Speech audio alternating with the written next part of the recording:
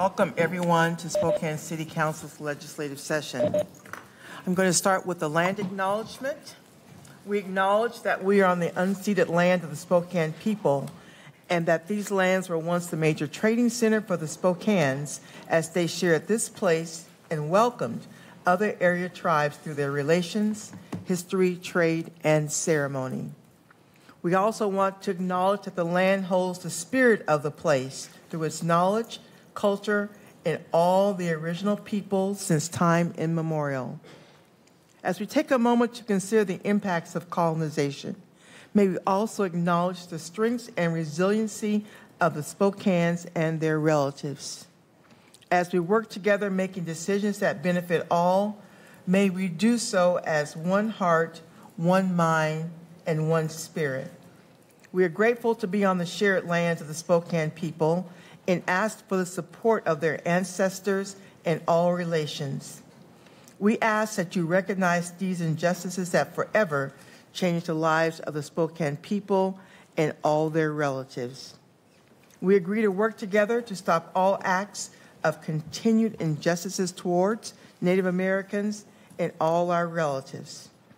It is time for reconciliation. We must act upon the truths and take actions that will create restorative justice for all people.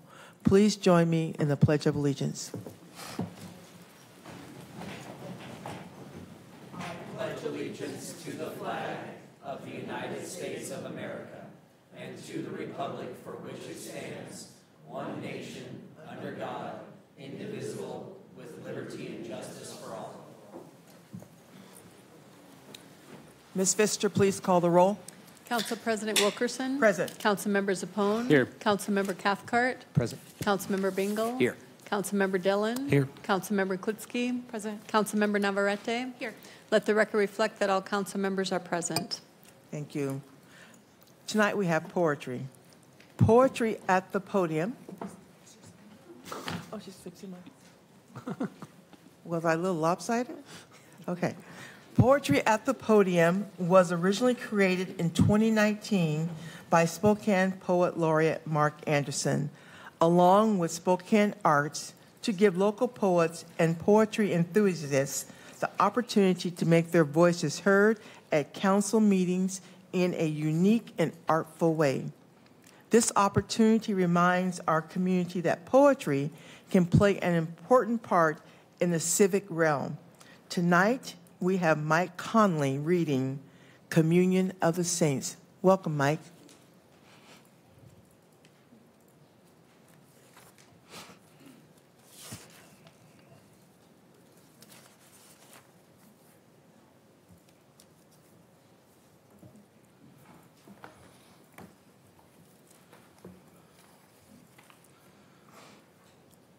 Council President Wilkerson, members of the council, my name is Mike Conley, and it's a pleasure to be here with a different hat than I have worn at this podium over the years on many different occasions.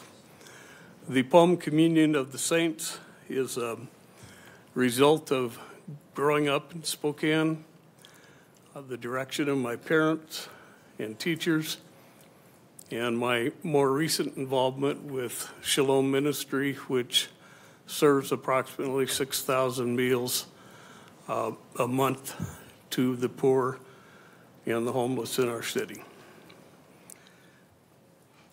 Communion of the Saints. A man lay prone at the base of Dodson's clock, wrapped in blankets stiff with frost, silent and still on the city walk. Silent and still on the city walk.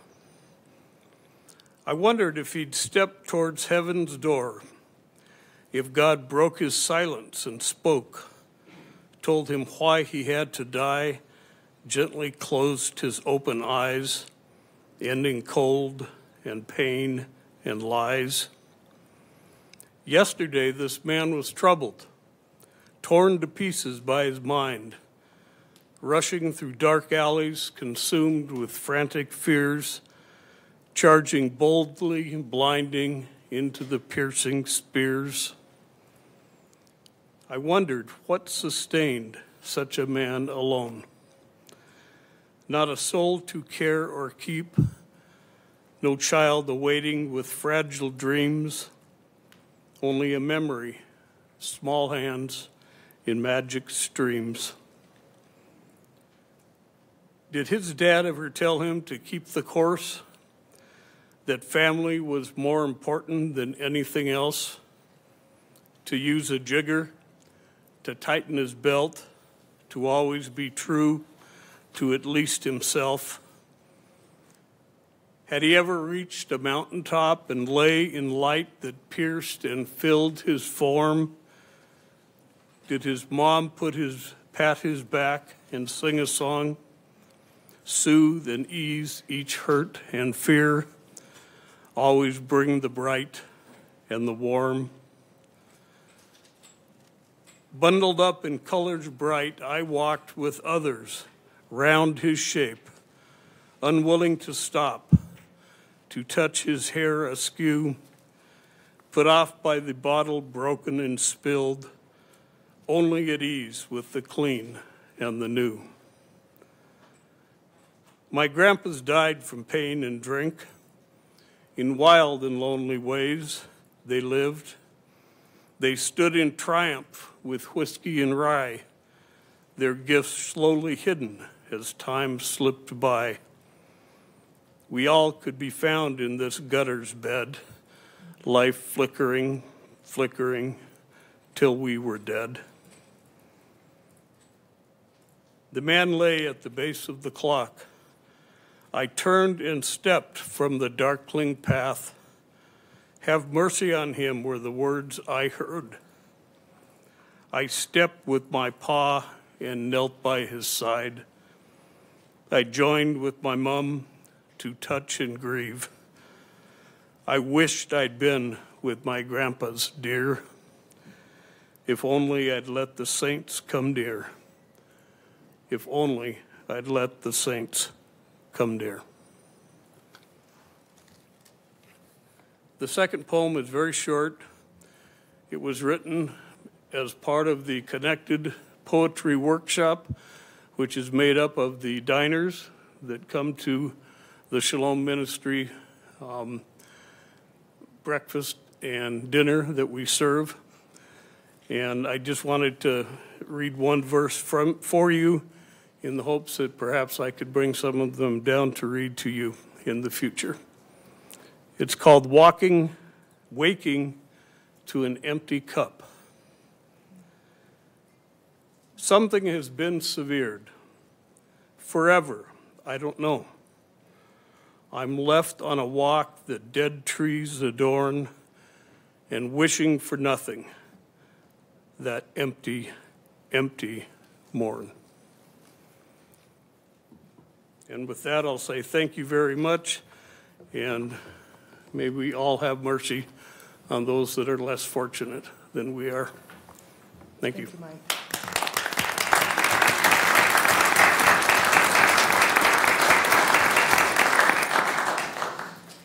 At this time, we're going to have public comment on our consent agenda. And we have two speakers. The first is Scott Tetz. Is Scott in the house? Is he online? Scott, if you're online, can you hit *3 or raise your hand? Yep. Go ahead whenever you're ready, Scott.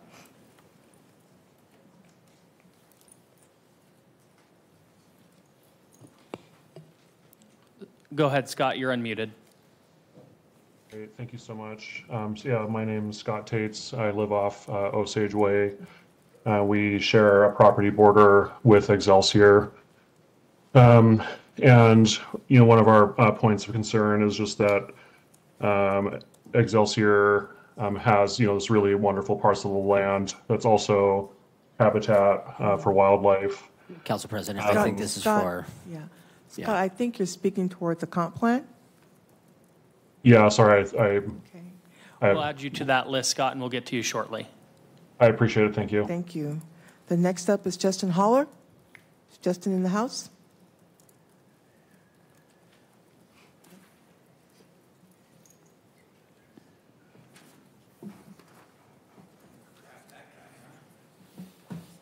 Showing up. Most of his friends tell him it's a waste of time. My name's Justin Haller. I live in District 1, and we're concentrating on the CPRs, right? Yes. Okay, that's what I thought. There seemed to be a blank check or some kind of missing information on 002, 003, and 0013.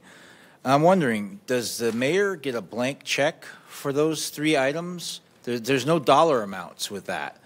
And my consistent message is, what do you do with the money that you guys steal? I mean, take from us. So it's just very frustrating to see this blank check and no money being written down and no idea of how much you're proposing to use, and if that money is going to be appropriated from another funding source, much like you guys changed the funding source from the tax that you charge for landlords for each door that the landlord, of course, has to pass on to the renters, that you stole and gave to the homeless. So how much of the money is going to be stolen from what pot of money? Where is this blank check going to be stolen from?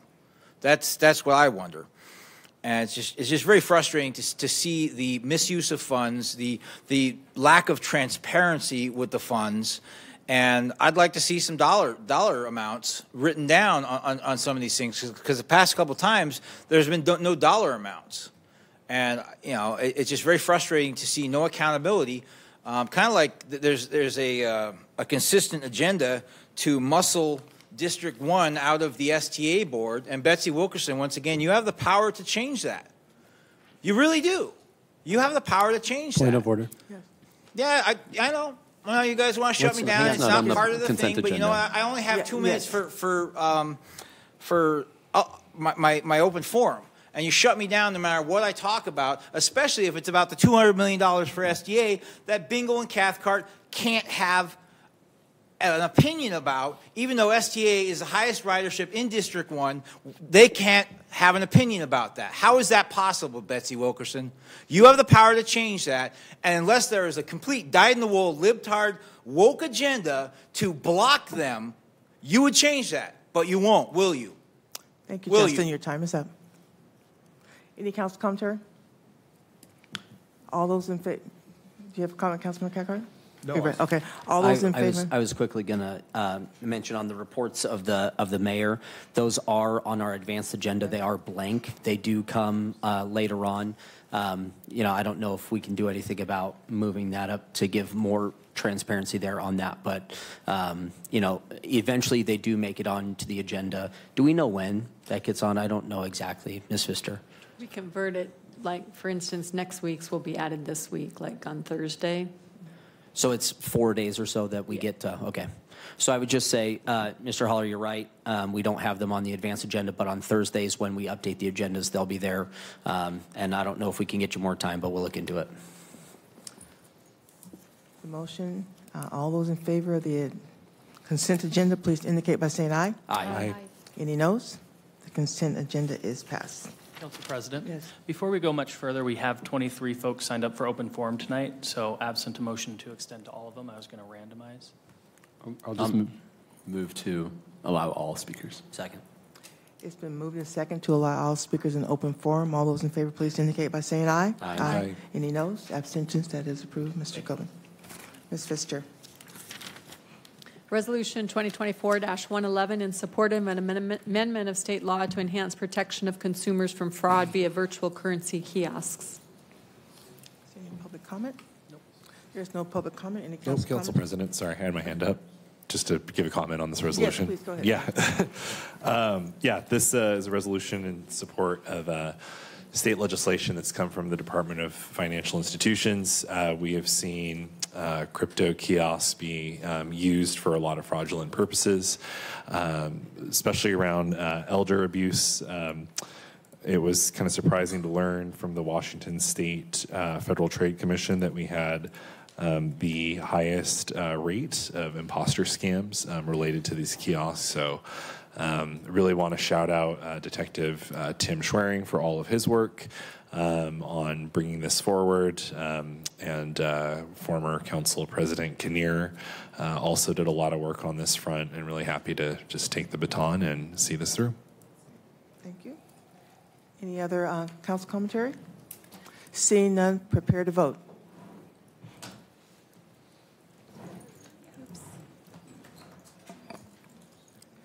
Thank you. Resolution 2024-112, supporting the delay of the Department of Natural Resources land exchange of the Thorpe Road property in Spokane's Latah Valley. Is any public comment? Resolution 0112? Yep. Could I ask Tim in the sound booth to turn up the volume in chambers? Thank you. We have several for public comment. The first is Paige King, and then Phil Larkin, followed by Claudia Lobb. Is Paige in the house? Welcome.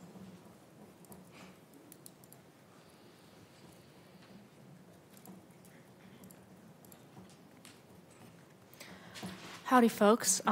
We've got a really full house tonight, so thanks for having me back to speak on this. I'll try not to eat all your time. And also thanks for just having the resolution in general. I'm glad that people care enough to delay it so that we can talk more about other options. I live in West Plains. It's awesome, and I love it. Of course, one of the great parts is Latah Valley, which is very beautiful when you're coming up 195 from Pullman or looking down from the top of the South Hill. And this Thorpe property makes up half of it. It makes up the whole west side of the valley.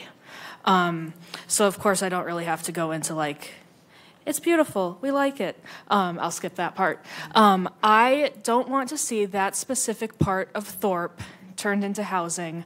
I'm not against houses in my neighborhood. That's just more neighbors. It's not a problem. Thorpe is, if you haven't been there, I recommend you go. It's a very narrow road. They have some tiny tunnels under the railway, and there is only two ways out. You can go backwards away from Spokane towards Cheney, or you can go to the T-junction with 195. You can make a right, and then if you want to go left, you have to do a Michigan left and swing around and then come in. And then if you want to get on I-90 from there, there is a rough merge going from 195 to downtown and the freeway. So that is one of my big concerns in regards to the property, is just how are those people going to like go anywhere if there's 1,000 new families and houses at the development. I know as well that the development company has promised that they will include a park with the development. That's a very weak solution because you're talking about like removing older growth trees, putting in new trees. Those will take time to mature. Part of the property is there's a bog. It gets a lot of standing water in the spring, and that means a lot of mosquitoes. And if you have a big ecosystem, then you've got larger predators like bats and birds and frogs, and they'll keep the mosquitoes down. If those animals lose habitat, then the mosquitoes just proliferate. So when you're talking about an ecosystem that could be somebody's backyard or somebody's park in the future, it's a really delicate balance of what plants you have to support what wildlife, or else you just wind up with a lot of starlings and gnats, which is like, you know, less enjoyable than like porkies and woodpeckers and stuff. So yeah, thanks for having me back. I appreciate your time. Thank you, Paige. Next is Phil Larkin, and then Claudia Lobb. Phil, if you're online, can you press *3 or raise your hand?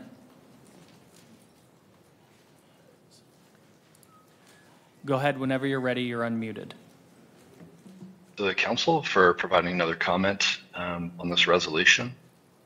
I just want to say that I had an interesting conversation with a Department of Fish and Wildlife biologist today who said they were unaware of this transfer. And part of the DNR's outreach process is to outreach to agencies to provide comment.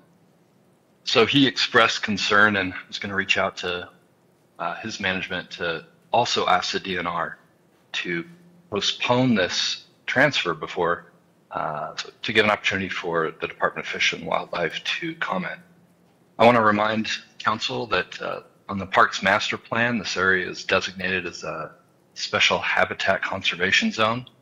And we really lose a lot if we don't do our best to help conserve this part of town. This is a part of town that doesn't have any parks. So for generations, people have enjoyed this property for horseback riding and hiking and mountain biking. And species have been able to migrate up and down the Latah Valley from Riverside State Park to Turnbull National Wildlife Refuge. It holds a lot of value, and the value is in open space. The council has an opportunity to have a big impact on the future of Spokane, and I hope you choose to pass this resolution. I will end it there. Hope to give some time to the other folks who are here. So thank you for this opportunity. Thank you, Phil. Claudia, and then Adam Marshall.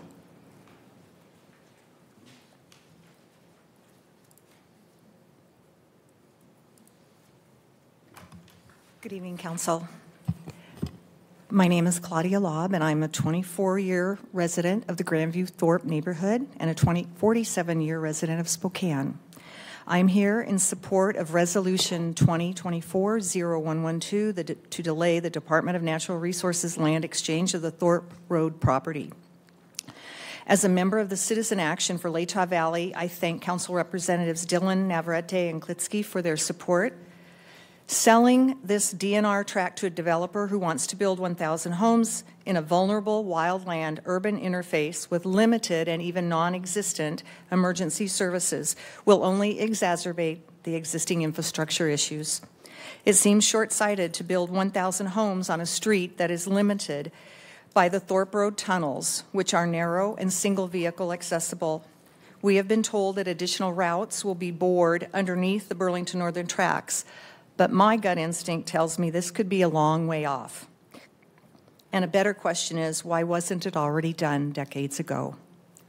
The proposed land transfer will only increase transportation routes that were laid out over 100 years ago and that are deemed failing by WADOT. The Latah Valley is lacking police and fire responses that meet national standard. We are in further danger due to limited ingress and egress routes for wildfire evacuation. On their mission statement, the DNR, item number 2, says to serve Washingtonians through thoughtful communication, ongoing collaboration, and authentic engagement. Very little of those things have happened with this proposal. There has been little or no communication, collaboration, or engagement with an impacted neighborhood councils or the Spokane Tribe of Indians. Per Directory Hillary Franz, she stated that their job was to sell state land for improved economic return and to put money into the community schools fund. This seems a bit hypocritical because the increased development equates to a need for more schools, and at what price tag to the Spokane Public Schools and the Cheney School District. Remember, voters did not approve the last bond request by SPS. Keep in mind, to build a new school is a minimum of 5 to 7 years before those doors open to students. Hundreds of citizens of Latah Valley have written, called, and testified over the last few years on their concern about development without strategically planned infrastructure. It is important that all elected officials listen to their constituents. This land transfer, in my opinion, is not a good idea, and I thank the council for telling DNR that exact message. Thank you. Thank you, Claudia. Adam, and then David Schwab, and then Cherry Hill.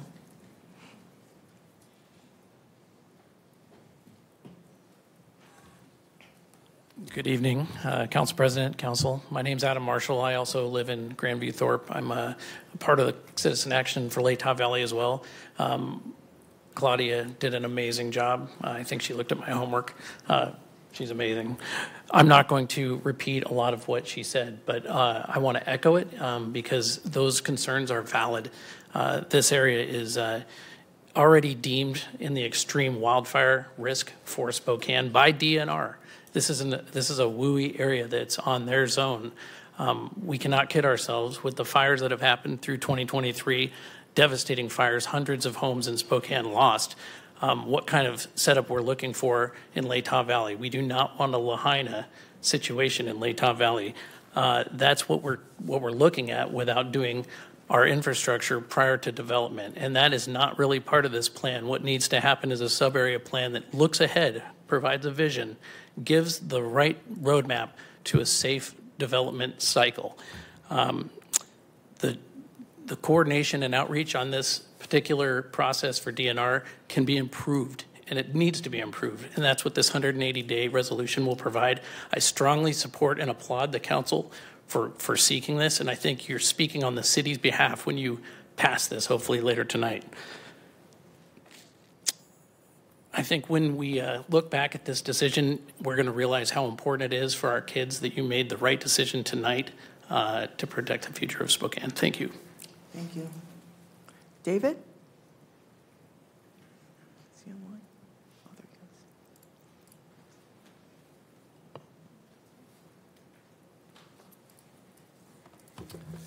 Good evening, City Council members. My name is David Schaub. I serve as the Executive Director of the Inland Northwest Land Conservancy, a regional nonprofit serving Eastern Washington and North Idaho, conserving the very best lands and waters that make life here in the Inland Northwest so special. I'm here to voice our organization's support for the resolution requesting that Washington State DNR delay the exchange of the Thorpe Road property for 180 days. This delay will provide crucial time to facilitate dialogue and a coordinated response from key stakeholders, including community members, regional tribal leaders, and other interested parties. Such collaboration is essential to ensure the decisions regarding the property's future are well-informed and consider the diverse interests involved. As you know, the Thorpe Road property holds cultural and historic significance for regional tribes, specifically the Spokane tribe. Recognizing and preserving this heritage is important to maintaining a balanced approach to land management that respects historical and cultural connections. This extension will give the tribe adequate time to help influence the future for this important piece of land as per their rights under state statute and DNR's very own policies. Such a delay will also give time for meaningful engagement by the tribe to address in a very small way some of the injustices that you spoke eloquently about in your land acknowledgement at the start of the meeting. Additionally, the property offers substantial potential as future parkland. Its natural characteristics, proximity to residential areas, and suitability for outdoor recreation make it an asset that will benefit our growing community for generations to come. We all know that accessible open spaces contribute significantly to public health, quality of life, and our shared well-being through connection with the natural world, all vital elements of our lives here in the Inland Northwest. We respectfully request your support for the resolution. Thank you for your attention to this matter and for your continued leadership in addressing our community's needs for accessible, vibrant natural spaces. Thank you. Terry Hill, and then Kristen Angel, and after that, Karen Mobley.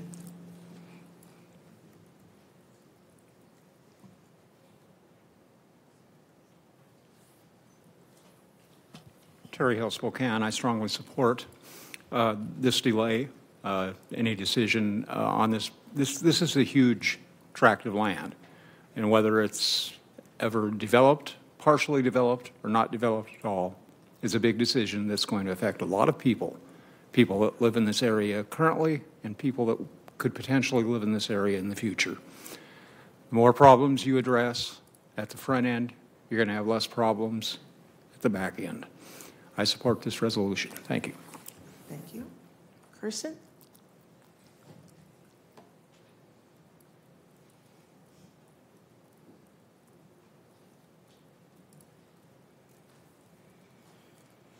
Good evening, Kirsten Angel, Spokane resident.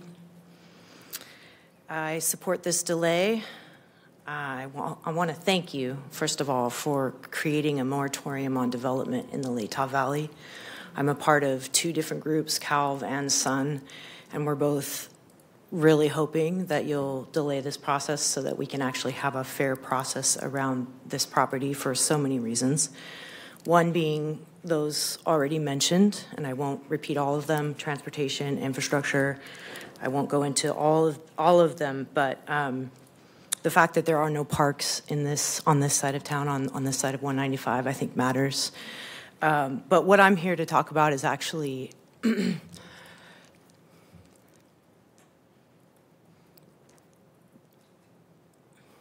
the fact that we just don't have that many natural areas left in our city. And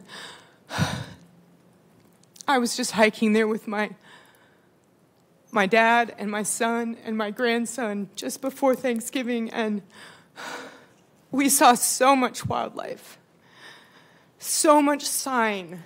My son is a tracker, and coyote, moose, bear scat, quail, turkey. We saw raptors. I mean, this area is not undeveloped land. I don't know why we don't value ecological values. I don't know where we forgot that we need places to go in our city where we can find healing and a respite from the chaos. And this is one of those places. And I know many of you haven't been there, and no judgment. I really invite you to go and walk on this land. And at the very least, cause a delay so that we can have a fair process. The public did not get a say. The people who use this place and the people who care about it as a natural space, not as a developed land.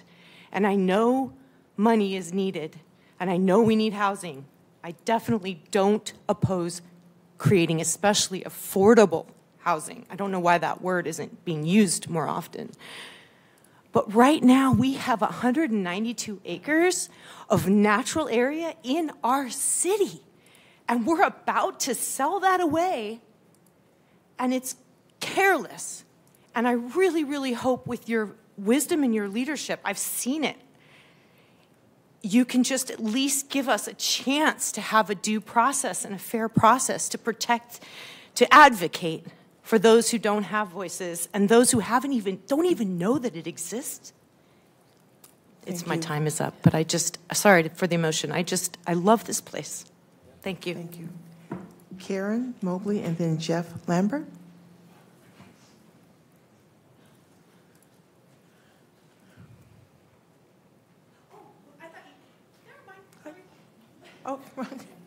Good evening, everyone. My name is Karen Mobley. I'm here tonight with my Sun hat on. Sun is Spokane Urban Nature. We are a community advocacy group that advocates for natural lands within the city limits of the city of Spokane. I met many of you on other Sun issues. Probably most of you know, because you know me, that I am a daily walker. I have visited every city park in Spokane, and I have visited every natural area within the city limits. It's kind of my thing. And this is a very special place. I think Kirsten's emotion carries through for me. It's 192 acres. If we mess it up, we're never getting it back. And I could go on and on about every bird I've ever seen there, but like all bird watchers, that list is kind of long and maybe kind of boring to you. I would encourage you to support the delay, and I would also encourage your creativity, because I think as a community, the collaboration we're going to need in order to preserve this is going to be one that requires the city, the Parks Department, the environmental organizations, and a lot of us who are active in working in fundraising and advocacy for these kinds of things. Thank you very much, and I please ask for your support of the resolution. Thank you. Jeff Lambert and then Harris Knight Moore.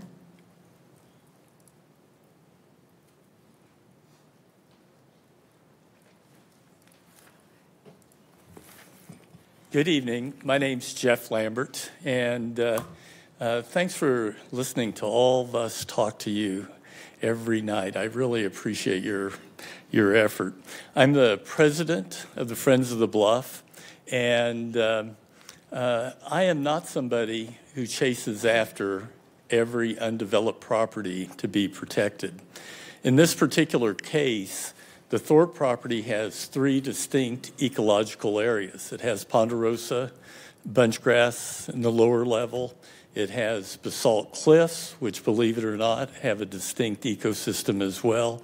And then the upper part, hundreds of feet of basalt that has perched groundwater, wetlands, bogs, an amazing diversity of native plants.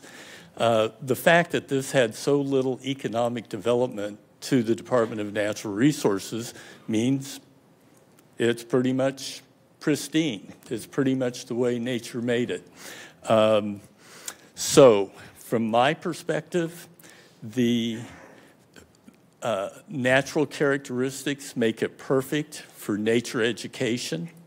It just popped into my head years ago, a nature education facility was built near 49 degrees north, too far away. It's closed. What we need is nature education opportunities that are within the city, within walking distances of the neighborhoods, and in this particular case, this whole area is going to be developed. I'm not opposed to that. I'm opposed to this particular property being developed. And so thank you for considering the resolution. I definitely support a delay, and part of it is funding. The Department of Natural Resources, of course, has to be paid full market value for this. It seems kind of daunting to look at spending $7 to $10 million to buy this 192 acres. It's a bargain. For those of you that don't remember, the city of Spokane bought less than an acre at Riverfront Park for about $5 million. The mix was approximately $4 million in conservation futures money and $1 million in state money.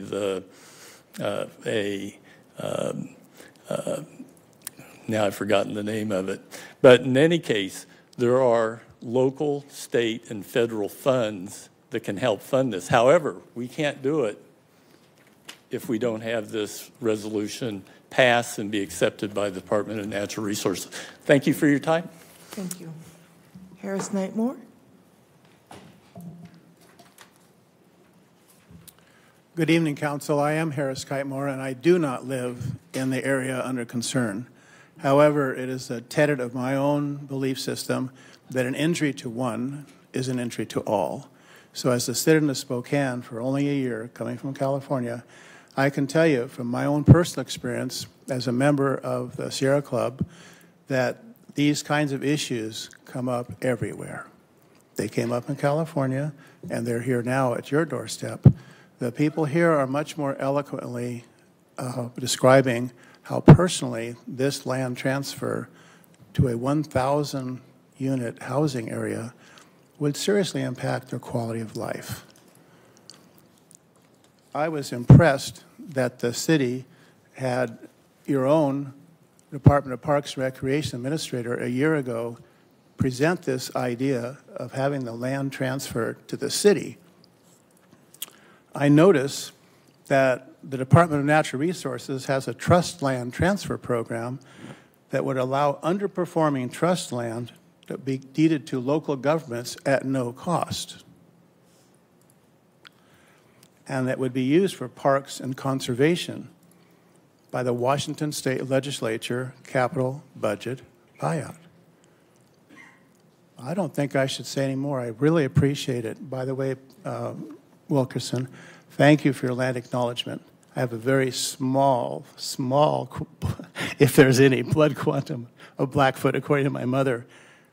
But to honor the original peoples of this land would be to honor at least the continuation of this process, to allow the local tribe and others, other tribal entities, to enter into this agreement in a public-private partnership. Thank you. Thank you. Any council commentary? Councilman McCackard? Yeah, just a couple of things. I really had very little background in this issue, not really understanding what the concerns were with regards to the timing of the hearings and whatnot. So I went back and did my own research just to make sure I had some level of understanding. And I guess, and maybe I've just misheard or misinterpreted, but there was a hearing on this, or I should say a presentation on this, as far back as July 26. And so this has been very openly discussed for 6 months. And in fact, what I did not know was that this could perhaps be a bit of a right hand doesn't know what the left hand is doing, because the applicant here is the City of Spokane Parks and Rec. And so our own folks are the ones that are applying for this, and now we're telling DNR to change their process, which to me, if we don't like how the state accepts public testimony, engagement, outreach, et cetera, we should ask them to broadly change that, not delay one single project. If there's failures in their outreach program, let's fix that overall, not just delay one single thing. But it doesn't appear to me that this has actually been delayed. And in the document that was submitted, the application, it even talks about sort of economic value, and the fact is that this area is not going to have a lot of forest timber sales for quite some time. And the big point of these trust lands is that you are investing, back into schools and things of that nature. And so to sit on the property, just thinking about it from the state perspective, doesn't make a whole lot of sense if it's not providing the value that's necessary, but it is creating an ongoing expense. So my guess is there's not going to be, without a legislative change, probably a lot of interest on simply just holding on to this land. And so I don't really see what this delay will do. It's a statement, and we can say we made a statement about delay, but it was our own folks who were applying for this. And so it's kind of embarrassing, frankly, that we're asking for this and we haven't gone to our own people to better understand. This is in the Parks Master Plan, adopted by the city. So if we've adopted that, endorsing this concept, that a portion of that would be used for parks, City of Spokane parks, that is, then we need to, I think, either change the plan or follow through. We are going to have, in fact, it's kind of ironic that we've got this vote to indefinitely defer effectively our parks proposal. Hopefully it'll appear back on a August or November ballot to be considered, where we can make those sorts of investments. But in this case, it just does not seem like it makes a whole lot of sense. I think the best bet would be to send a letter to Department of Natural Resources expressing our concerns and broadly stating that their current process does not work, is not adequate, whatever our arguments are. But to pass a resolution and just make a statement of delay is really just making a statement of delay. It's not going to change the process any. And again, based on the application, it just does not look like this has truly been a surprise. You cannot. Thank you. Sorry. Public comments over. Councilmember Dillon. Yeah, had the honor of walking up to the property this morning and was really able to take it in and admire its beauty.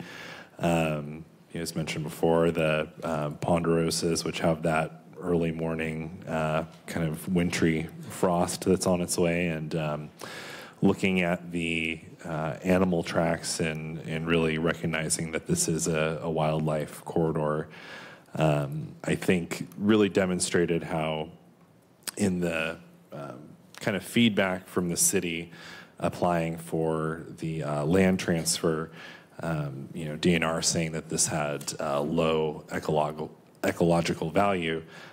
Certainly walking out there, it was very clear that was not the case. Just want to echo, some of the infrastructure issues that were brought up too. That's no stranger, I think, to a lot of the debate and growing pains that we have around growth in Latah. But if you do look at this property, the Thorpe tunnels, the integrity of those, the lane width that was mentioned, there's a lot of questions and work that we still need to know related to this property.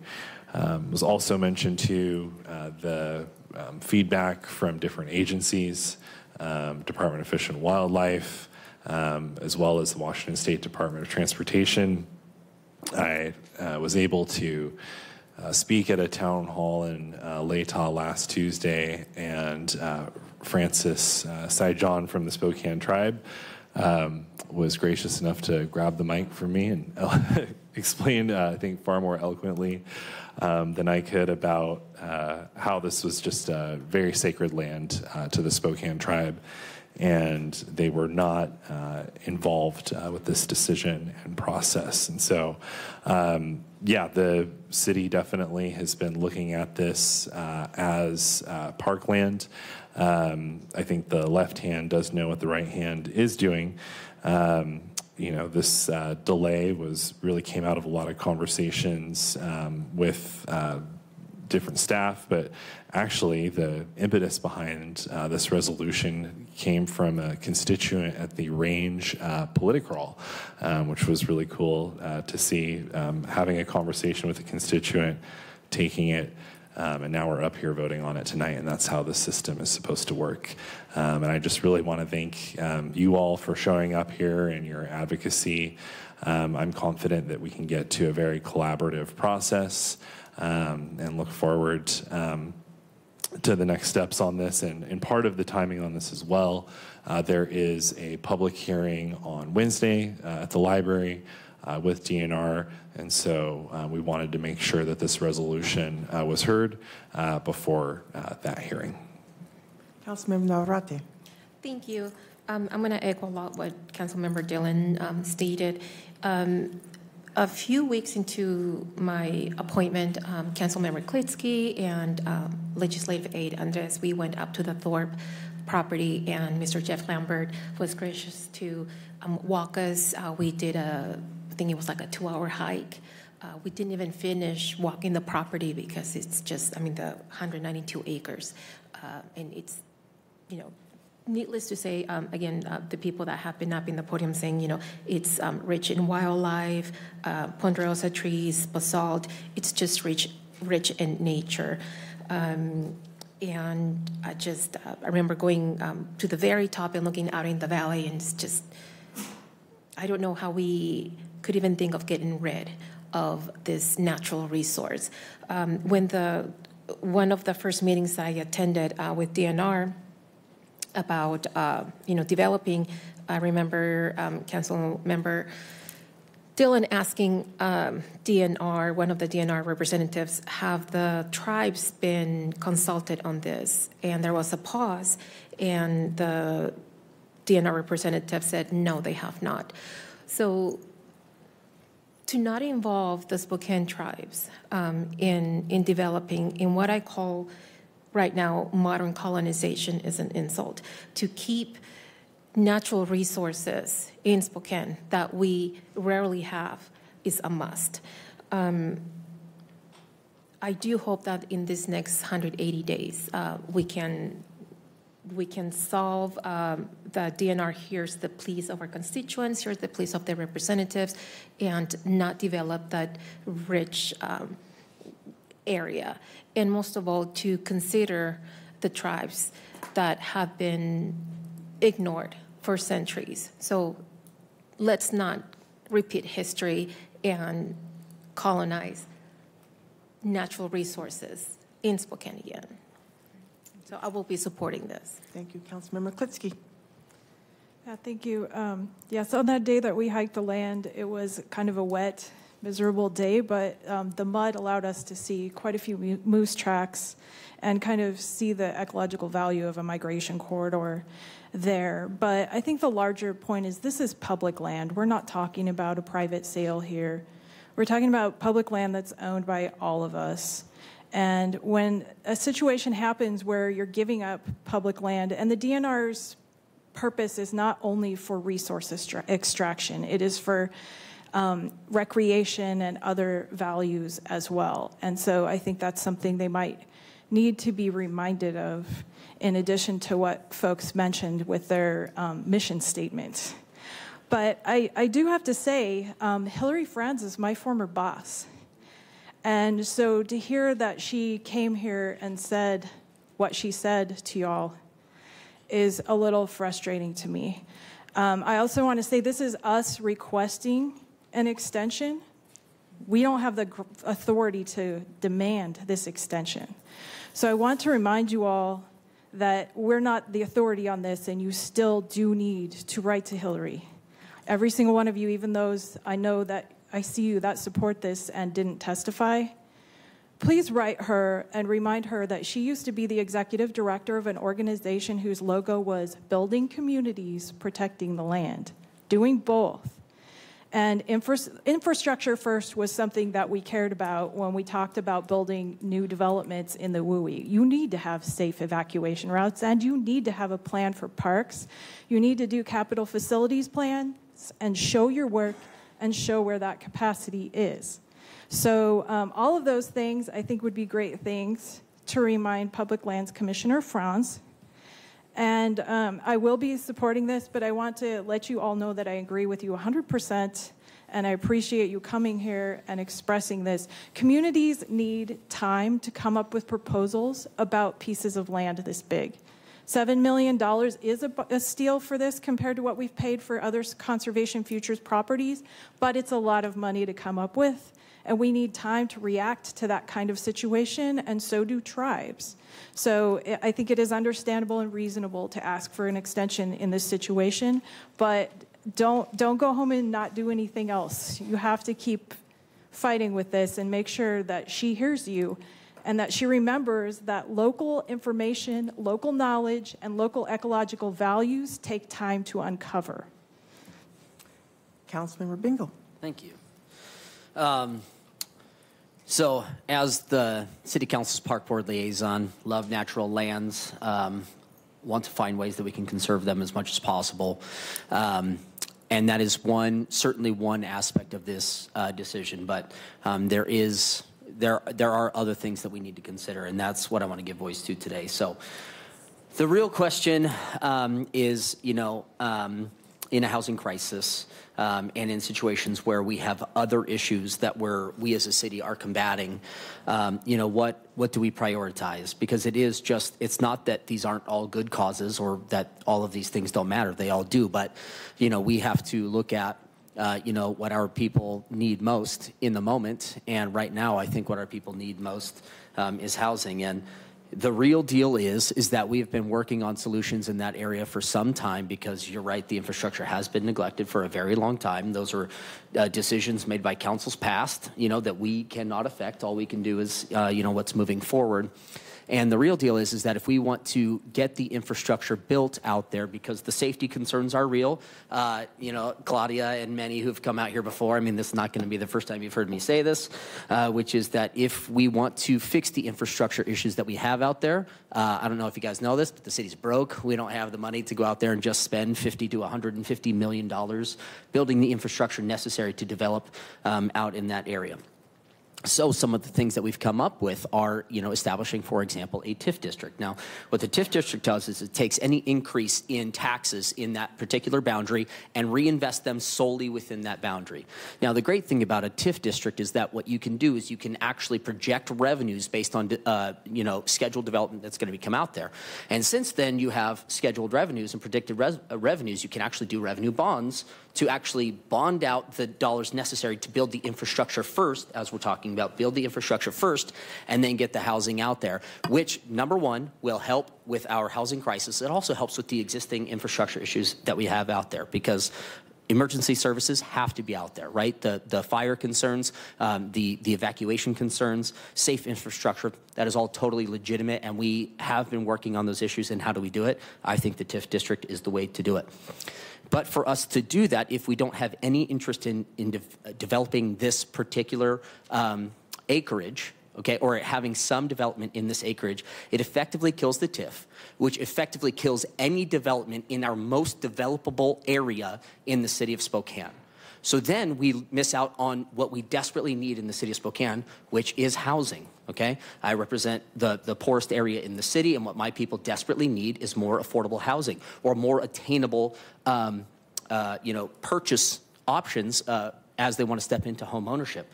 And for us to achieve all of these goals, development really is the solution when it's done properly. I spent the last 2.5 years, or 3 years, goodness, it's gone fast, and so slow, let me tell you.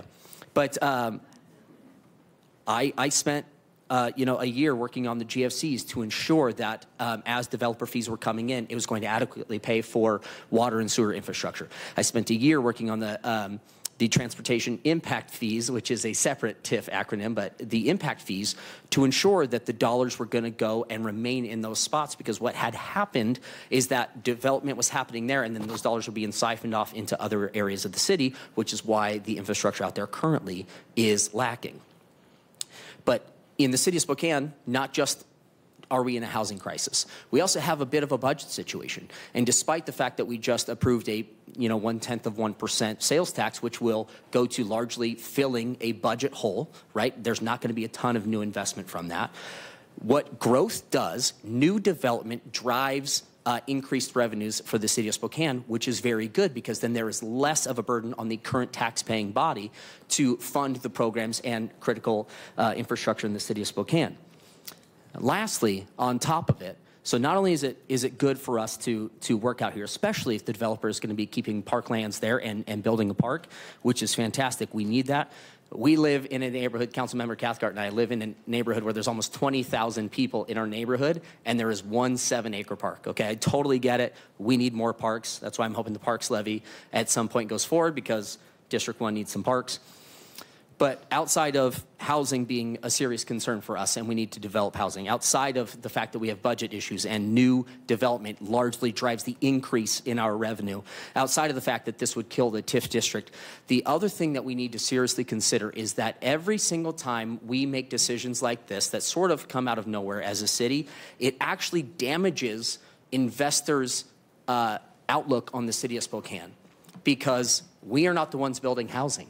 We want people who have confidence in the investment that they're making in the city of Spokane. And when we continue to put moratoriums in a particular area, when we continue to delay certain things like this, again, in the most developable area in the city of Spokane, investors lose confidence in the city of Spokane, developers lose confidence in the city of Spokane, and that's really, really, really difficult to get back. Trust, once it's lost, is really hard to regain, and I'm worried that if we continue to take actions like this, that investors will lose their confidence in the city of Spokane, and a city that was once on the rise could be a city in decline very quickly. For those reasons, I will not be supporting this.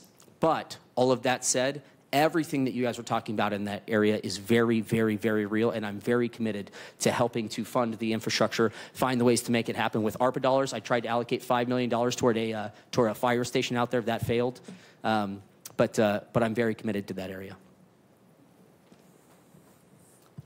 Well, I'll say thank you, Councilman Bingle. And that is true. We're like on 2 tracks, the TIF, and we have a timing issue going on that needs to be completed, which we're doing the sub-area planning. We've contracted to do sub-area planning in the Thorpe area. I guess my challenge is that land has sat there for 50 years. And now all of a sudden we have to make a decision tonight. So I will be supporting the 180 days. I believe it is a big deal, and this will be impactful for a long time going forward. Councilmember Klitsky is right. The decision is not ours to make as a city council. This is just a statement of our position on this land and how it goes forward, and the impact of others will help make that decision for DNR. It's not our call, but we do hear you. Once land is gone, my grandmother said the most valuable thing is land, because there is a finite amount of it, and once it's gone, it's gone. Any other council commentary? Prepare to vote.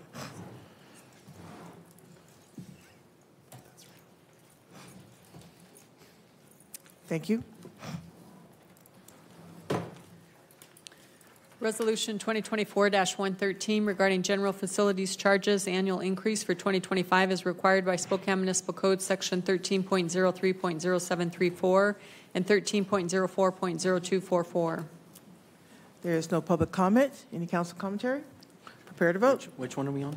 GFCs. The GFC charges? I do have some less than commentary 1%. Yes. So again, I spent a lot of time working on GFCs, finding an appropriate schedule and step to make sure that, GFCs hadn't been updated in like 20 years.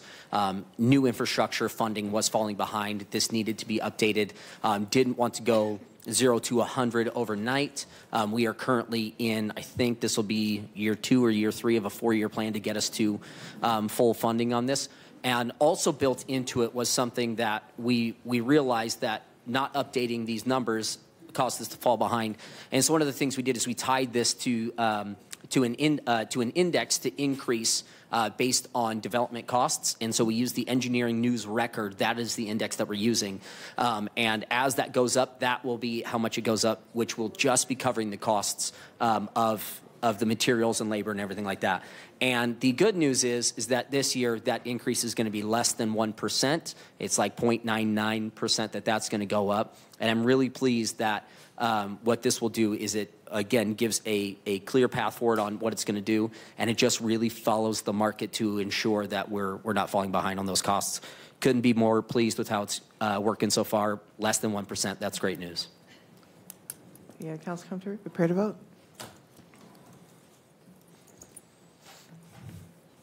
Thank you. Resolution 2024-114, requesting the Spokane County Auditor remove Proposition Number 1, the city's proposed property tax levy measure for park improvements from the February 11, 2025 special election ballot. There is no public comment. Any council commentary? Councilmember Cathcart. Yeah, just real quick. This can has been kicked and kicked and kicked. It's got to stop getting kicked. I'm going to vote no, but I'm going to, hopefully be able to champion this in August or November whenever the majority is and the Parks Board has decided that they want to put it on the ballot again. But this is really critical. It's really important. There's some really beneficial investments that are included in this master plan that will be implemented if this were to pass. And now with a potential partnership with schools, that will help us to leverage and expand and grow those investments significantly in some ways. This will be a significant, I think, game changer for our community. But it's got to get on a ballot, and then it's got to pass. And so I would prefer to be here today putting it on another ballot rather than just sort of taking it off. But I've heard from multiple folks, there is a plan to put it on a ballot in 25. I have to take their word for it, but my hope is that we can champion that measure at that time. Yeah, Councilmember Zappone. Yeah, I will be supporting this. I'm excited to see the partnership that has grown, I guess, with the school district and the parks. I think this will be a great proposal coming out to taxpayers later in 2025. That will have more efficient use of government services and it will have expanded services. There's been just really great partnership and more of that will be rolled out over the next part of the year as they announce and finalize what those partnerships opportunities will look like. But I think that the best opportunity for supporting the parks and for this ballot measure to succeed is to actually take a pause right now and come back at it with a clear plan in the future. This was originally postponed to the February ballot because we wanted to wait to see what happened in the November ballot with the sales tax. I was worried that if we had voted on it in August and the sales tax didn't pass, that would hurt parks because the general fund would have gone down. So that was why this has been postponed. But during that time, that partnership with the school district really continued to grow. So to support that, I will be supporting this deferral. Councilmember Bingo. Yeah, I won't be supporting this either as, again, the Parks Board liaison on the City Council. I committed to them that I wasn't going to support another deferral. This is the third time that this is going to be deferred, and at some point it just becomes a problem. And I think the Parks Board, with really good hearts, is being too conciliatory. I think they have a responsibility. I think we have a responsibility as the Park Board to ensure that parks are healthy and whole. And I actually maintain that the plan we put together a couple years ago about healthy and safe neighborhoods is still the best way to go forward if we're going to do a partnership, because people want to use their parks, but the thing I hear quite often is that people don't feel safe in the parks, and so I think that any parks levy should be tied with some sort of significant safety measure, and so I still hold out hope that could be the direction we go. But either way, I would love to see increased investment in our parks because, again, particularly in District 1 where we have significantly less parkland than the rest of the city, we desperately need it. If we want our neighborhoods to feel as rich and as great and as family-oriented as the rest of the city, we need significant investment in our parks, and that's what the Parks Levy will do through the master plan. The Northeast would get serious upgrades, so for me, I want that to go forward sooner rather than later. In the proposed partnership coming up, partnership with the schools is not necessarily a bad idea, but I think that parks needs to go forward quickly, and I think that you could do that in February and just say, and if a school's bond measure were to pass in August or November, here's the other partnership. I don't think we need to delay to get to a partnership that could happen, so I won't be supporting. Well, I will be supporting the deferral, recognizing the leadership of the Park Board. I know Councilmember Bingo's on it. They do have an amazing plan, but through their own due diligence, this is the best path forward that they have come to us with. They asked for this deferral, so I will be supporting them in their recommendation. I will say in the past they voted against a deferral and we deferred it anyway. But all right. Any other council comment? Prepare to vote.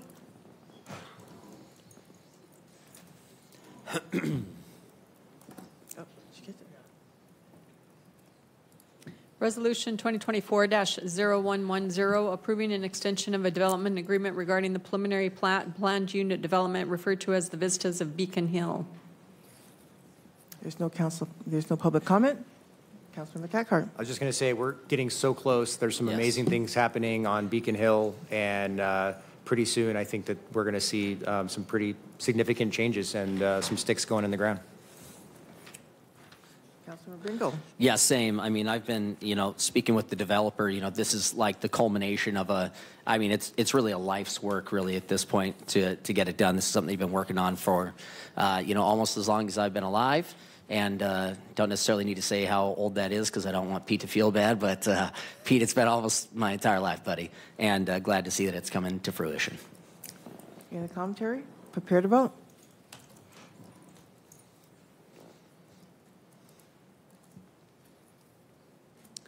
Ordinance C-36-615, changing the zone from Office O to Office Retail OR for property located at 727 West Francis Avenue in the city and county of Spokane, state of Washington, by amending the official zoning map. There is no public comment. Any council commentary? Prepare to vote.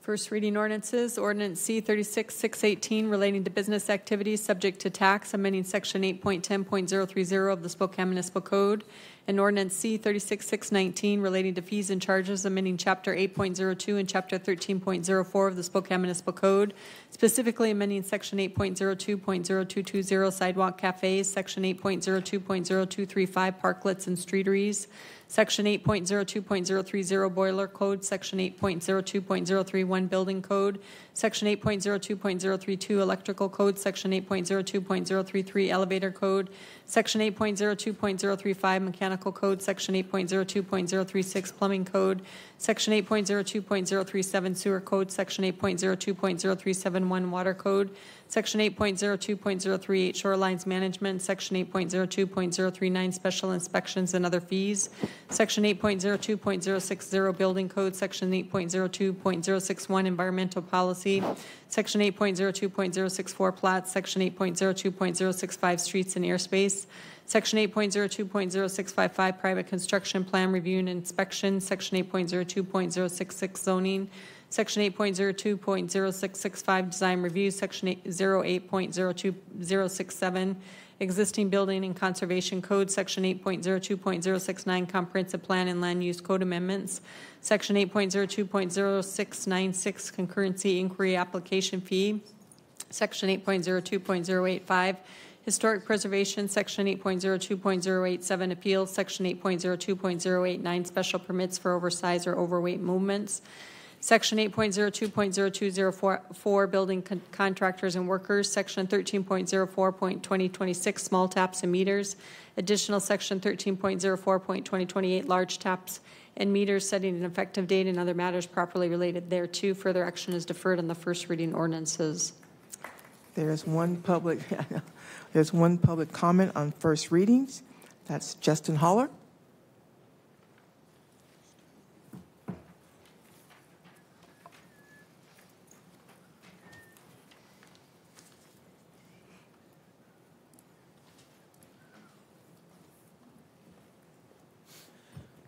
Justin Haller, District 1. No particular order or resolution in mind, but I would like you guys to go through the budget line by line and cut out the fat. That's what Sean Poole wanted to do so many years ago, and of course he didn't win because he was a radical and had ideas that would have probably cut your salaries. Well, most of you weren't even on the board, on the chamber at the time. But where's the metric? Is there any metric of any goalpost? Usually in a business, you have a budget, you have a metric, you have a goal, you have some kind of an idea of success, of winning at something. And it's very frustrating that only when the downtown, a business owner downtown, who also happens to be the Spokane Valley mayor, does crime get attention downtown. And I don't understand why it can't get attention other times.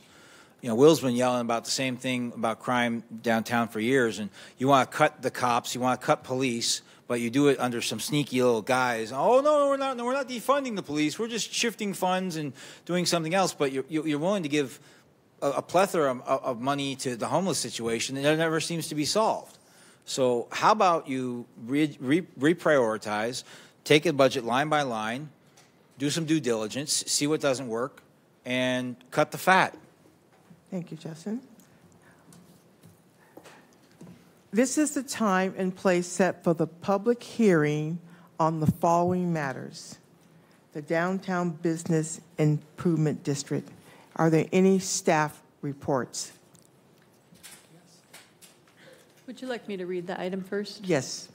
H1A, 2025 Downtown Business Improvement District Bid Management Plan. B, hearing on the 2025 assessments and assessment roll for the downtown parking and business improvement area.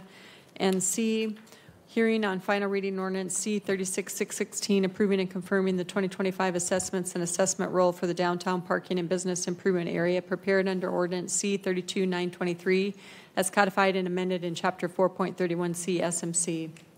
Great. Thank you. Thank you, Emily. Hello again.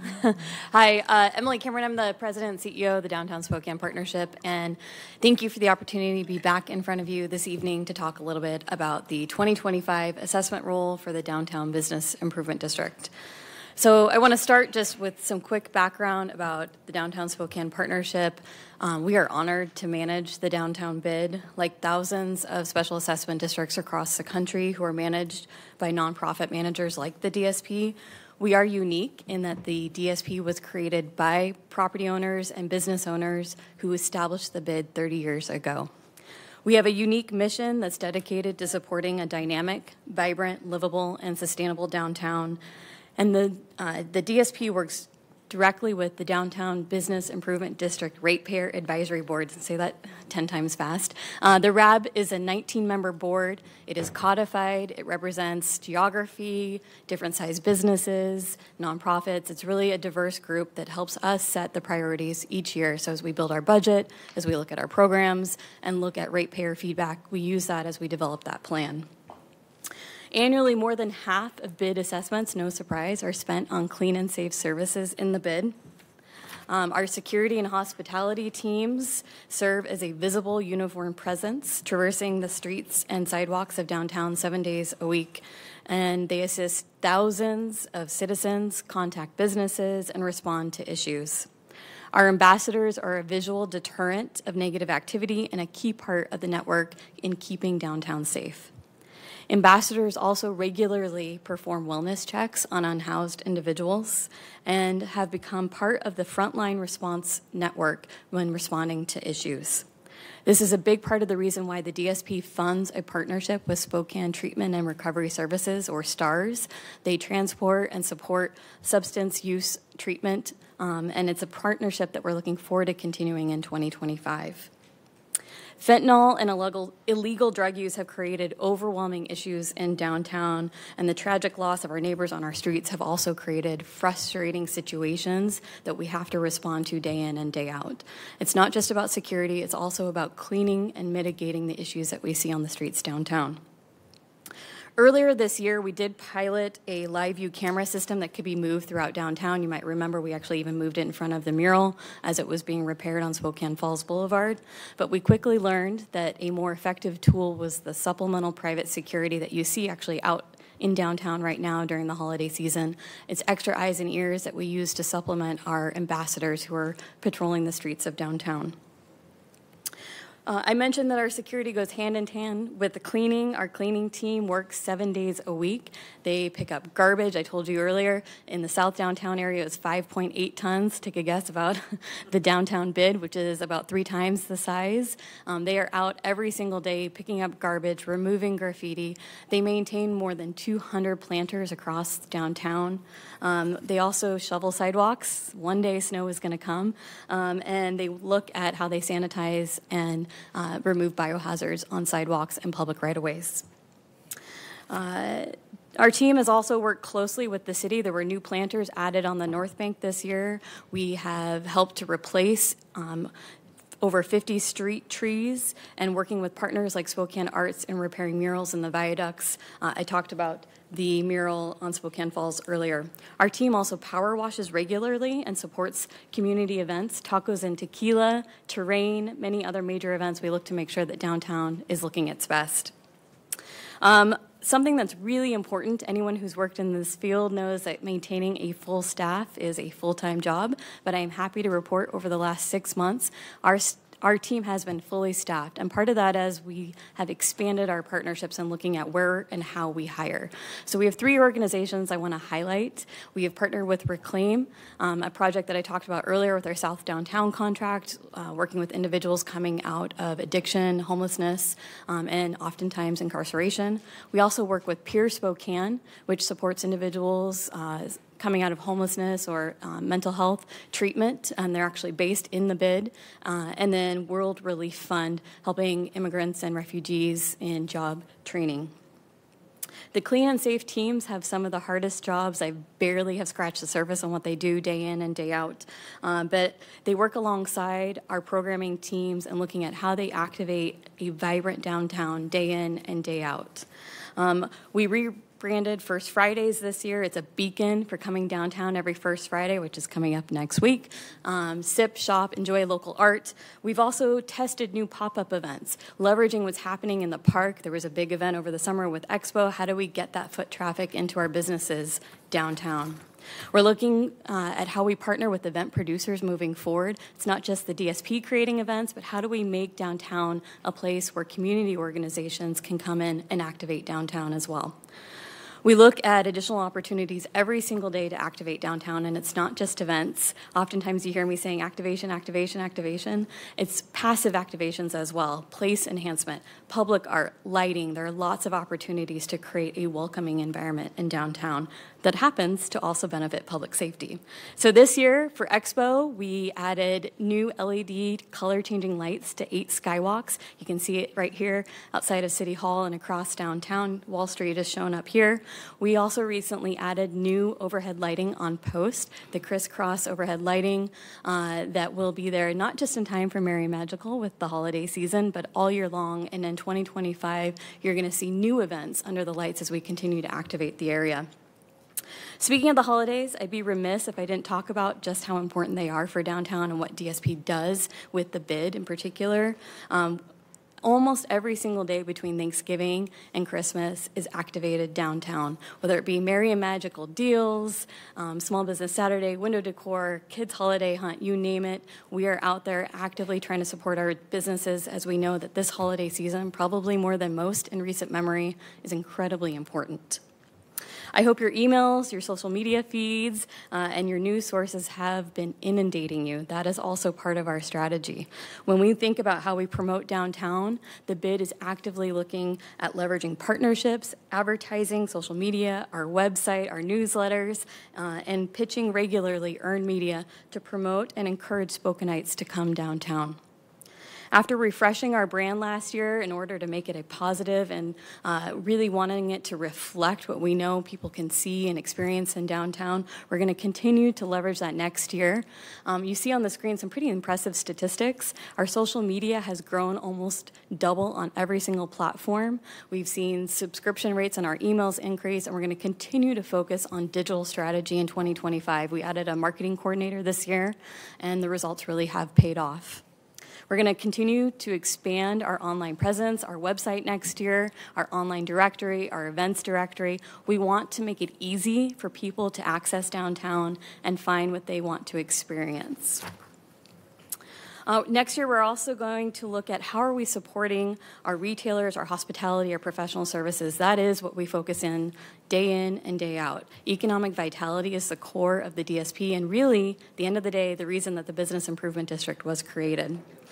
From promotions to coaching, workshops, access to information, and trends, the bid supports economic vitality every single day. The Storefront Facade Program this year helped to issue grants to small businesses like Italian Kitchen, O'Doherty's, the Mango Tree, all to enhance their patios, which you will get to experience after the winter season. And we're looking at how we continue to celebrate our small businesses. In 2024, we saw more than 24 open in downtown. And while we are excited for every single ribbon cutting, we now have pickleball courts, a new swing lounge, restaurants, new boutiques. But last year, I was up here celebrating nearly twice as many openings downtown, and that is a testament. When we look forward to 2025, we are extremely nervous about the fact that we have increasing vacancy in downtown. Because we look at the assessments, we understand uniquely the property and the tenant side of where we're seeing growth or unfortunately decline. And it's important as we look at 2024 compared to 2025 assessment rolls. We have nearly 40,000 fewer square feet of retail filled in downtown in 2025 versus 24. Nearly 170,000 square feet less office in 25 than 24. Between Rite Aid, Wells Fargo, Travelers Insurance, these were big floor plates that are going to affect the 2025 assessment roll revenue, and it's also going to affect the city's general fund. And that's money that we're looking at. How do we continue to grow that back as we look forward? So with the return to office being slow, significant lease terms up for renewal next year, we have to be intentional in bringing employees back, and we need to look at how we create new places for people to live. This year, thank you, not only did you support the supplemental contract in South Downtown, but you also supported a housing study in downtown, which is well underway and looking forward next quarter to share more with you. You can see a map here of the area that's being evaluated. How do we engage and bring people to live back downtown? But it's also about creating vibrancy. And alley activations, you get to see the first one right down the street next to Merry Magical Lane in the Post Street Alley. Look forward to many more coming in the year ahead as we activate our pedestrian-friendly alleyways. And then the South Downtown area. I'm not going to talk about this too much. You got to hear 10 minutes of it earlier today, but it is an important part when we think about how do people access downtown, how do we make that experience a positive one. So briefly, I'm going to just wrap this up here to say, as we think about the finances in 2025 with the assessment roll, we did see a decrease. It's about $40,000 less in 25 than 24. You think about how our costs are going up, our labor is going up. We are looking at the bid has been able to dip into our reserves that built up during COVID. 2025 is probably the last year we're going to be able to have expenditures exceed revenue. We're constantly looking and evaluating, but as you see on our screen here, clean and safe programs are expensive to operate. We're going to continue to be committed to it, but it's something that we're looking at. How do we continue to sustain that moving forward? The DSP is going to leverage industry standards. We're part of the International Downtown Association. We talk with our peers. We look at what are the best practices that we can use to maximize efficiency and efficacy. We look at market-driven problem solving. We understand that there are unique challenges facing downtown, and I want to be very blunt with you. Downtown is probably the most fragile place it has been in years, and I'm talking about COVID as well. As we look forward, we have to be intentional, but we also have to be optimistic. This downtown is incredible, and I will tell you, when I talk to my peers across the country, they are all still very envious of the assets we have in downtown. But we have to look at how we protect them and build them to be able to move forward. That starts with approving the 2025 bid assessment rules. So thank you. We have a couple of public comments. Bryn West, and then Justin Holler.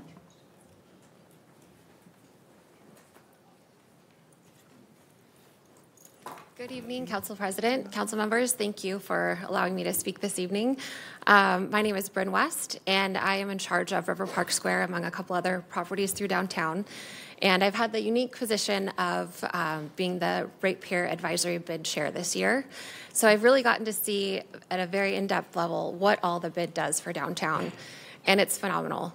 I, too, have traveled the country looking for other cities our size to see what's the magic sauce that they're implementing, how are they able to keep retail, attract new retail, attract offices, things like that. And we really are unique.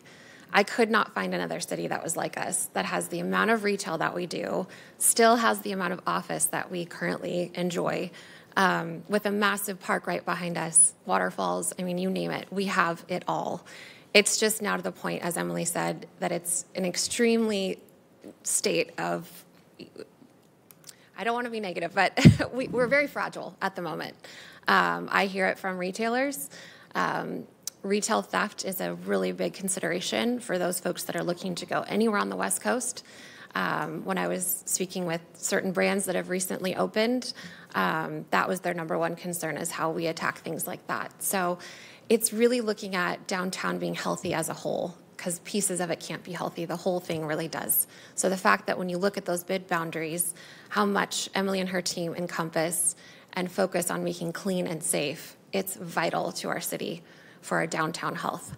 The retail sales tax that comes from downtown it's kind of one of the main pillars left. You know, with Costco moving out into the county, unfortunately, Northtown is not doing as well as it used to do. It's really something that we've got to focus on, making sure that we can keep that generation so that the budget doesn't get hurt any further. We are so committed to doing our part, and I hope that you will too. As I mentioned, the bid is vital in this process. Looking to the city to add if the bid were to go away, we would have to look to the city for all those services, and frankly, there just isn't. How Emily's able to run her team effectively is wonderful, so I hope you support the budget. Thank you. Justin?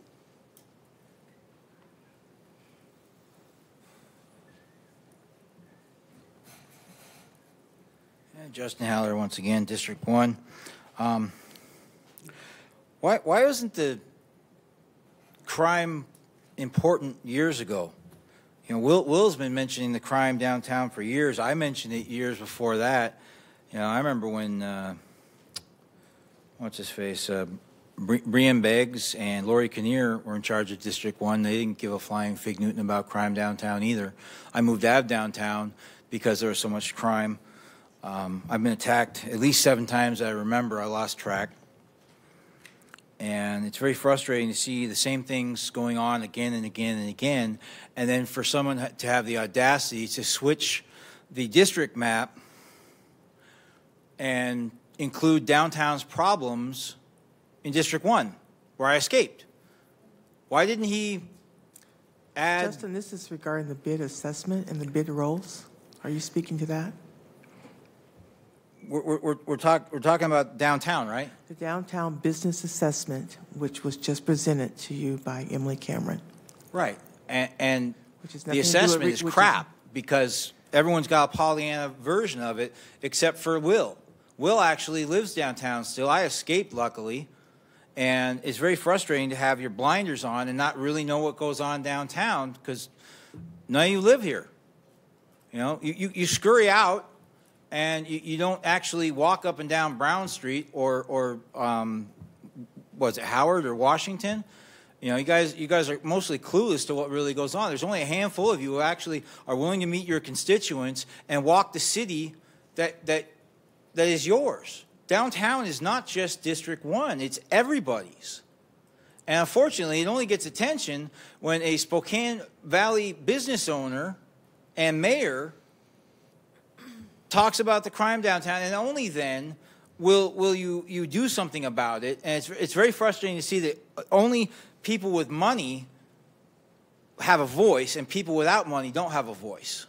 And it's just very frustrating when people like Chud Wendell talk to someone like Chief Meidel, and that's somehow a problem because his wife ran for your job, Betsy. Then it's a problem all of a sudden.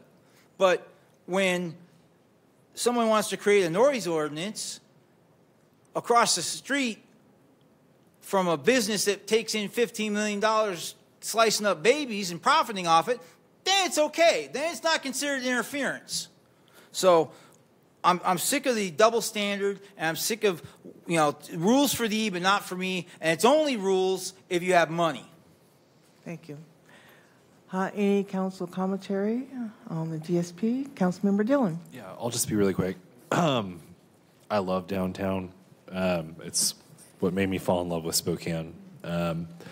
And really appreciate Emily's work and her team. I had the honor of doing a shadow with the ambassadors and walking downtown with them. It was a really eye-opening experience. I think you know, they bring a lot of thought and compassion to this role, and also one of the great aspects of it was being able to visit with some businesses downtown, get their perspective on what's needed, the challenges. Yeah, just really grateful for your work. I think it really does. You know, we have seen so many of the improvements. You know, today I think in public safety was also very illuminating from Chief Hall's comments about the outsized representation of a lot of the crimes and issues that we see in response calls. And a lot of it, oftentimes, you know, I think it could be higher if it wasn't for a lot of the DSP's work, quite frankly. And so I was really, really impressed with the presentation earlier on everything that's happening to make sure downtown is clean and safe, and look forward to the work ahead. So thank you. Councilmember Cathcart, then Councilmember Klitsky. Yeah, just real quick, I just want to thank Emily for all the work that she's done. I think she's done a great job running DSP. And I can't envision any other organization managing the bid and doing the job that they're doing. And so I just want to just share how appreciative I am of the work that they've put in, the time and effort. It is not easy. I know that there's a lot that goes into it. And so just want to congratulate her on doing such a great job. Councilmember Klitsky. Thanks. I also want to thank the DSP for their leadership on downtown issues. Generations of my family have been coming down to downtown almost like my great-grandmother and my grandmother used to come down every weekend, and they had like matching pocketbooks for their dresses. They would make covers for their wallets to match their dresses. They'd wear gloves. It was a big deal. And so when downtown declined in my younger years, that was distressing for me, and the DSP put together some great plans along with River Park Square and other folks and really did a great job revitalizing downtown. I've seen it at its worst, I've seen it at its best, and I'm very, very optimistic that we can pull through rough times. We're still doing great, and I really appreciate what you've been doing and what the ambassadors have been doing downtown. I've worked downtown almost my entire adult life, and I love it. I want to see it thrive, and I think that having more housing and trying to fight for that office space is really important. My sister worked for Travelers Insurance, so it was a big blow when they decided to leave. I don't want to see any more of that, so I really appreciate everything you're doing to try to keep it together, and I do want to encourage people, if you haven't been down in a while, it is great. You should come check it out and support these businesses that are here. Councilmember Zapone. Yeah, I'll just add the lights look amazing on Post Street. So thank you all for all you do. Yeah, thank you. And I echo all of that, and I thank you for the comment that We are a unique community with lots of opportunities, and others wish that they were where we are at and that we are progressing in the right direction. So I applaud all the work that everyone's doing. Councilmember Bingo? Yeah, I sit on the bid board and get to see the work that they do all the time. It's great to see. Again, Emily sort of touched on it, but by code, there's great diversity on the board to ensure that there's great representation, and I think that that's a very good thing. I think the bid does a very good job of trying to reach out to everybody in its space. We heard earlier today when the bid or DSP accepted a contract from the city of Spokane to expand the clean and safe, that they went like door to door to the new areas and let them know, hey, we're here for you. These are the things that we're doing now. And that's a level of service that the city should be delivering regularly and constantly, and I'm glad that DSP has the contract with the bid board. I'm glad that DSP is able to do that. I think the other thing that's lost in this is that the bid board has its roles, but DSP brings in and supplements the bid by the grants that it's able to receive. And so even though they're dipping into reserves, it actually, I don't think, tells the whole picture of how DSP is helping so much by being able to get hundreds of thousands of dollars in grants. And so they're doing a fantastic job. I'm excited. I had an email today where it was like, hey, the trash is gone here. And I was like, hey, fun fact, we expanded a contract, and so they're out there now. That's awesome. And I just think it's a testament to their work and how much they care desperately, not just about their area itself, but also all of downtown, because it's all connected and it all affects one another. And so, again, kudos. I'll support. Council President? Yes. We should have a motion to close the hearing. And That then was my next step, Mr. Wright. I'll entertain a motion to close the hearing. Second. It's been moved and second to close the hearing. All those in favor, please indicate by saying aye. Aye. Now we will vote on the vote for the bid.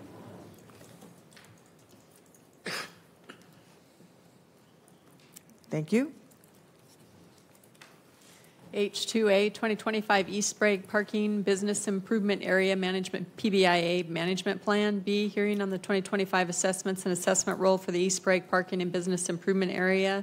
C, hearing on final reading ordinance C 36-617, approving and confirming the 2025 assessments and assessment role hearing for the East Sprague Parking and Business Improvement Area, prepared under ordinance C 35-377 as codified and amended into chapter 4.31C SMC. This is a time and place for the public hearing on the East Sprague Parking and Business Improvement District. Reports? Welcome, Laverne. Thank you. Thank you, Council President and council members. We also want to give a shout out to Terry Stripes and Amanda Beck for the awesome job that they do in helping us keep organized and on track. East Sprague is a testament to how it's a showcase of how things can be done different and better.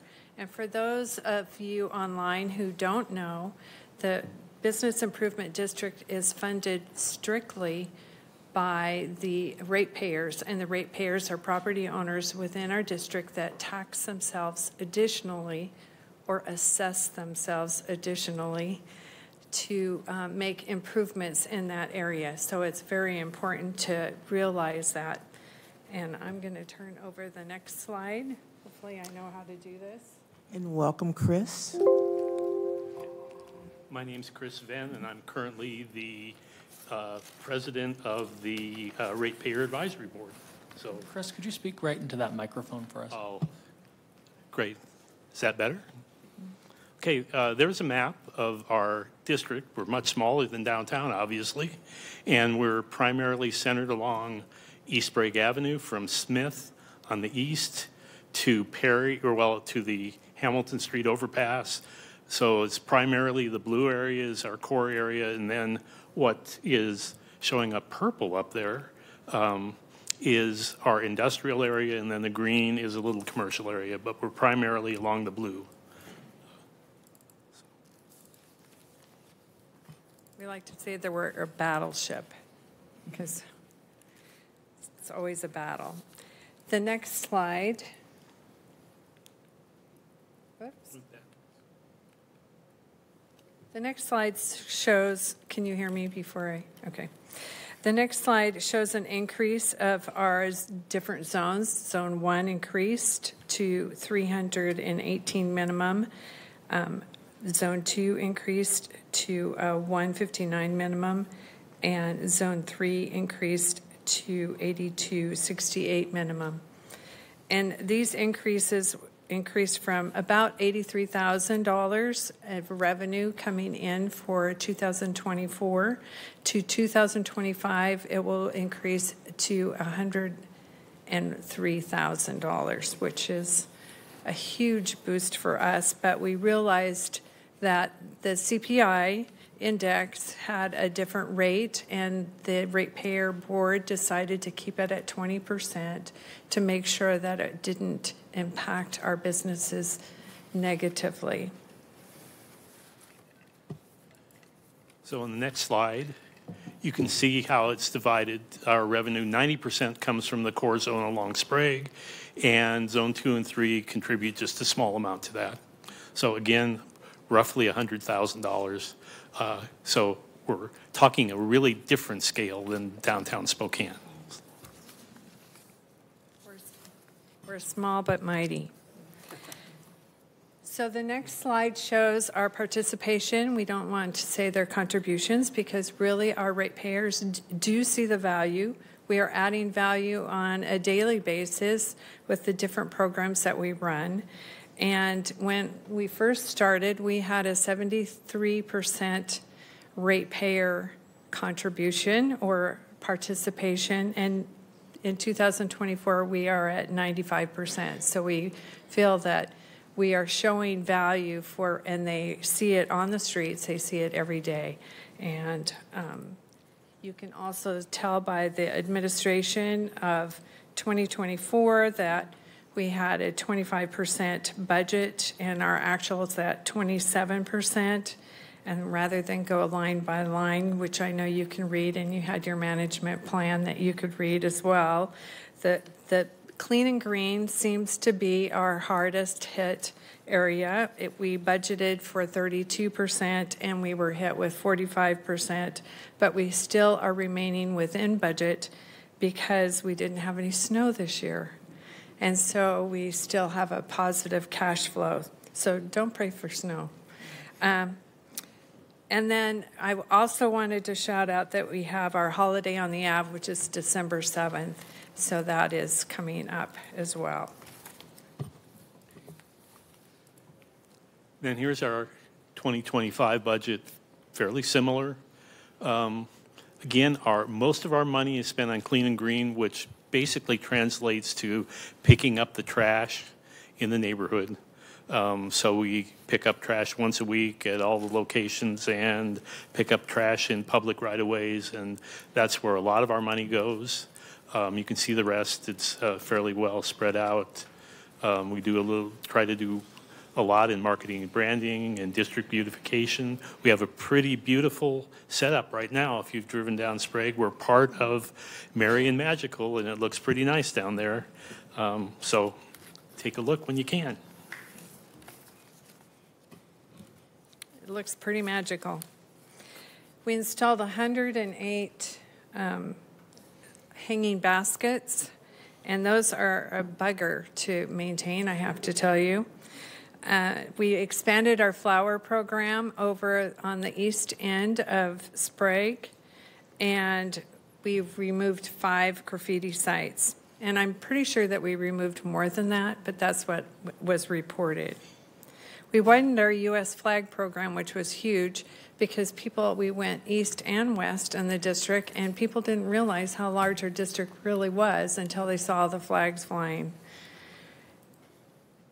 We removed at least 6 tons of garbage this year, which is a lot for our little area, but it really is a testament to our neighborhood on keeping it clean. We increased our board attendance. We probably have an equal number of board members and ratepayers that come to our board meetings, and so anybody and everybody is open to come to that on the 3rd Wednesday of every month at the Sprague Union Building. That's it for me. Additionally, we've worked with a lot of partners. We've worked with the city on our water program, so we rely on the city to make sure there's water in all of the light poles that have plants. So that doesn't always happen, but we continue to work on that. We've dramatically increased the attendance of our On the Ave events. And we'll talk about that a little bit later. We've added email campaign for events, and we've added a number of community partners. And if you look at that slide, you can see our second flag edition, our Sprague Union District flags. So we now have flags up most of the year except the winter, and we plan to expand that a little bit more next year.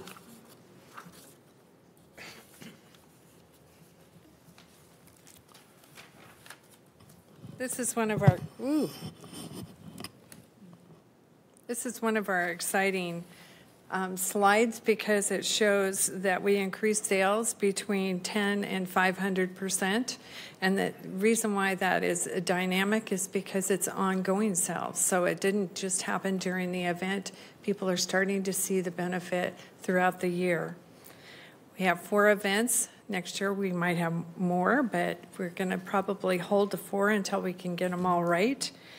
We've had an increase in visitors. We've had an increase in pop-up shops, participating businesses, and we've had 22 event sponsors. And one of the nice things about it is that they're being self-sustained. All these businesses are paying for all of the media and all of the exposure. They are doing that on their own, and so that's really exciting. We do have Holiday on the Ave coming up December 7th, and Light the Night is December 6th. So you can go to our website and take a look at that information. We've added a lot of partnerships this year, and it's one of the things that lets us do more with less. We're working with ESD 101 and their Youth Build program to do graffiti removal. Northwest Seed and Pet has provided our flowers at their cost. The Happy Laundry is laundering our flags. You wouldn't believe how dirty a flag can get when it's sitting above the street for a few months. They are terrible. So to have them professionally clean is wonderful. Visit Spokane has helped us, making us a small part of their Merry and Magical event and providing lighting. The city has helped us, given us a allocation of $14,000 to buy new trash cans, which is very much appreciated. We have, I think, 18 trash cans, and we're able to maybe replace 8 of them with that money, and they need replacements, so we're happy that happened. And also we partner with ESBA, our sort of parent organization, they provided funding to help us expand our flag program.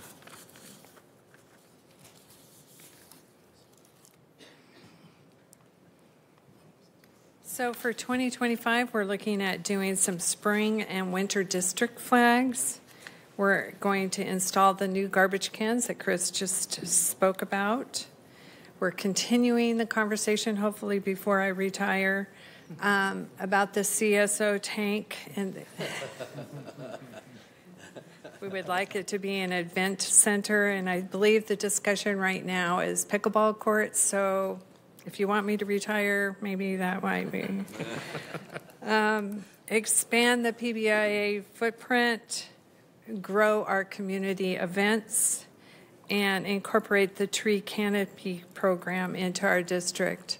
And one other thing that we didn't mention on our slides is we had implemented for our Clean and Green, we also take care of the flower beds, and we hired Dignified Workday to come in, who helps the homeless and gives them an opportunity to make some income and come in, and they get paid every day. And so that's been a lovely partnership to have them involved in our program as well. So just to close, want to make sure we invite everybody, Holiday on the Ave, this Saturday. It's going to be a great event. And I guess I would summarize how we see ourselves as we're the little district that could. We're trying to do more with less, and I think we're succeeding. Thank you. Thank you. We have one public comment. Barbara Woodbridge.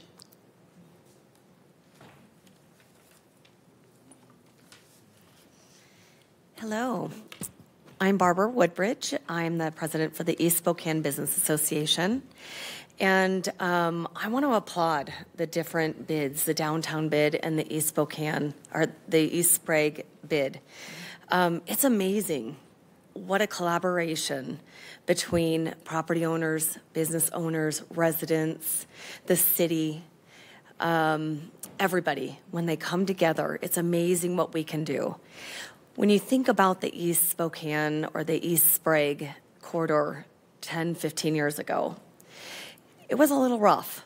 It was quite rough. And so when you take a look at how it's been revitalized and it's changed so much to the point where people actually come in the evening and they say it's beautiful, it really does. It's a testimony to the people who have put a lot of effort into working on the bid. Each of the businesses, when you take a look at Laverne, and when I go to the bid board meetings, it's amazing. They come together, all of the shop owners, the pride in ownership, every single one of them. It's a dream that they have to build that area and to make it beautiful. And they really have. If you have looked up and down in the evening, I've heard comments, and it's amazing.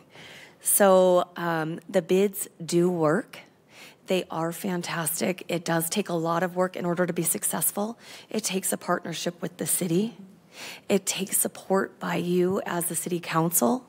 It takes each property owner, each business owner, and everybody who enjoys that area to come together to make it a strong and beautiful area. One of the things that we're going to look to do in the ESBA area, we have a lot of businesses that are in the Southview district. We are going to be taking a look to see if we can really bring in a bid in that area as well. Maybe we're going to introduce that because we feel that when there's an active presence that's out on the street, it's really going to make a difference in those areas to clean it up and make it beautiful all the way down Sprague. So I just want to thank you all, and please continue to support the bids. It is worth it, I promise. Thank you. Thank you. I'll entertain a motion to close the hearing. Then we'll have public comment. Then we'll have council commentary. Also move. Wait, hang on. Are we doing commentary now or after it's? I'm closing the hearing, then you'll have opportunity for comment. Sure. Oh, okay. Second. Move in second to close the hearing. All those in favor, please indicate by saying aye. Aye. Any noes? Now, council commentary. Councilmember Cathcart, then Councilmember Bingo. Yeah, just real fast. Again, thank you for the leadership and the work that you guys put in that area there. It still, to this day, really saddens me that I don't get to represent that area of East Central and ESBA, and I really enjoyed, being able to do that. I still sort of consider it an adopted area of my my council district, even though it's not technically in there. But I really appreciate what you guys have done, and I love hearing this idea of potential expansion. I think it's needed if it works out, and would be very beneficial. So again, thank you all for the work you're doing. Councilmember Bingo. Yeah, again, same thing. I mean, the bids are taking special care of their area. People in the bid pay above and beyond their actual taxes to ensure that their area is cleaned up. And so I applaud them for, taking that on and making sure that everything looks good. And I meant to do this in the first one, but I forgot to. But thank you, Amanda and Terry, for all of your work on this. Outside of the East Sprague Public Business Improvement Area and the downtown bid. I know that a lot of staff time goes into this, and it is a testament to your guidance in the East Sprague area and downtown that those things are able to thrive the way that they are. So kudos to the two of you. Thank you so much. You're awesome. Councilmember Dillon? Yeah, I'll just echo that. Thank you so much for all of your work. And, with East Sprague, it's so funny. When I would have, my brother come to visit me, he lives out of town and friends, and, then where do you want to go? You want to shop? You want to eat? And East Sprague is always where I take them because it's something that I can say, hey, your city does not have that. It's something that is so unique. It's something that's so special. So thank you for being really good stewards of this. I think we have seen a transformation, a beautification, and happy to see that continue and support those efforts. And we'll see you this weekend. Well, I'm excited. I'm an old East Central, grew up there, have seen the heyday, have seen the decline, and have seen the return. The Full Gospel Mission Church there, the tin roof when it used to be Mr. Acme and we could rent TVs and computers. Those were the days. And the dry goods store across the street, and just all the community that was in East Central is just amazing. And the people that still live there. So I'm excited for the revitalization of that strip. I drive it probably way too much just to get food to eat, but it doesn't matter. I'm driving the strip anyway. And I have to call out Sonnenberg.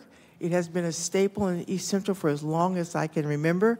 And they still have good fried chicken at Sonnenberg's. And they have other ethnic foods you cannot find anywhere else in the city of Spokane. So, again, I applaud the East Bragg Business District and all your work. Prepare to vote.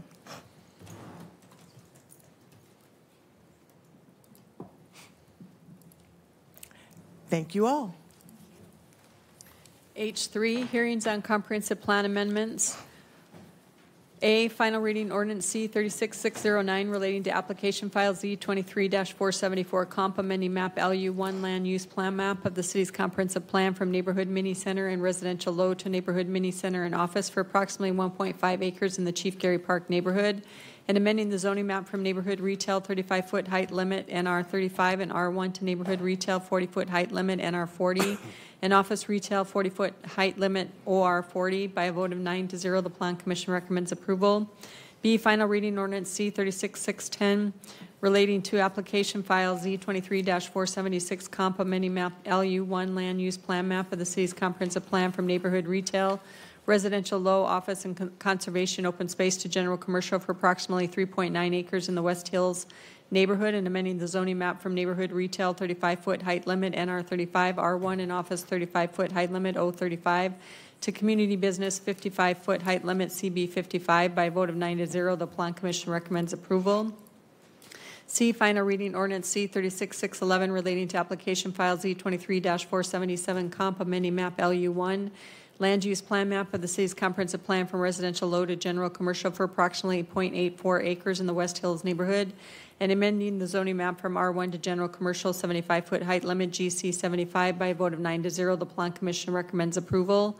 D, final reading ordinance C 36612 relating to application file Z23-478 comp amending map LU1 land use plan map of the city's comprehensive plan from residential low to general commercial and office for approximately 5.2 acres in the West Hills neighborhood, and amending the zoning map from R1 to general commercial 75-foot height limit GC 75 and office retail 55-foot height limit OR 55 by a vote of 8-1. The Plan Commission recommends approval.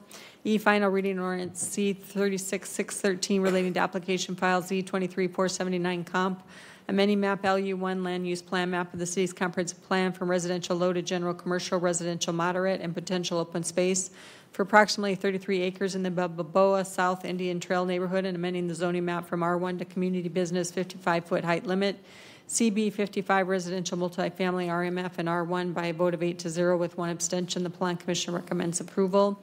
And F, final reading ordinance C 36614 relating to proposal file Z24105 comp amending map LU1 land use plan map of the city's comprehensive plan from residential low, residential moderate, institutional, general commercial center and corridor transition area and center and corridor core area to residential moderate, residential high, institutional, and center and corridor core area for approximately 361 acres, consisting of 604 parcels in the South Logan study area as defined by the South Logan TOD Plan Resolution 2024-15, and amending the zoning map from R1, R2, residential multifamily RMF, residential high density 55-foot height limit RDH 55, office retail 55-foot height limit OR 55, general commercial 150-foot height limit GC 150, context area 1234, Hamilton form-based code, and centers and corridors district center CC1 DC, to residential multifamily 40-foot height limit RMF 40, residential height density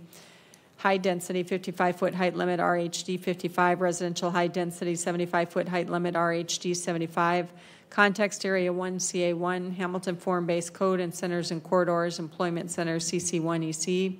By a vote of 9-0, the Plan Commission recommends approval of the Plan Commission, by a vote of 9-0, the Plan Commission recommends approval.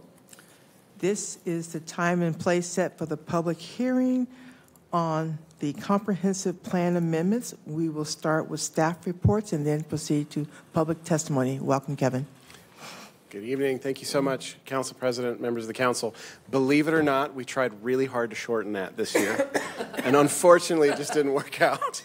So I have just a few slides just to kind of refresh everyone's memory on what these are and the particulars, and then I will definitely get out of the way so that there is any public testimony. Just as a reminder, this is the culmination of 14 months of work by myself and my excellent team in the Long Range Planning Department. Casey Downey's here tonight to answer any questions on her part of this. And then, unfortunately, Brandon Whitmarsh could not be here tonight, but they both worked very, very hard on these. I just get the pleasure of coming up and talking about them. So. Just to give you a list of all of them, even though Terry did a great job going through all of them just now, we have 6 applications this year for your consideration. The first and the last are city-sponsored. They are city proposals. The 4 in the middle are private applications that were submitted last year and added to the docket for consideration. I'll go through them fairly quickly, but I'm always happy to answer any questions you have if any come up along the way. The first one is 474 Comp. This one is is in the Chief Gary Park neighborhood, just off of Mission and Napa, or Mission and Cinto, apologies. This is the Family Promise property and some of the homes to the east that are, 2 are owned by Family Promise, 1 is not, and their parking lot to the south. This one was converted to a city-sponsored application. Ultimately, what this would do is modify their existing property so that the whole thing is mini-center.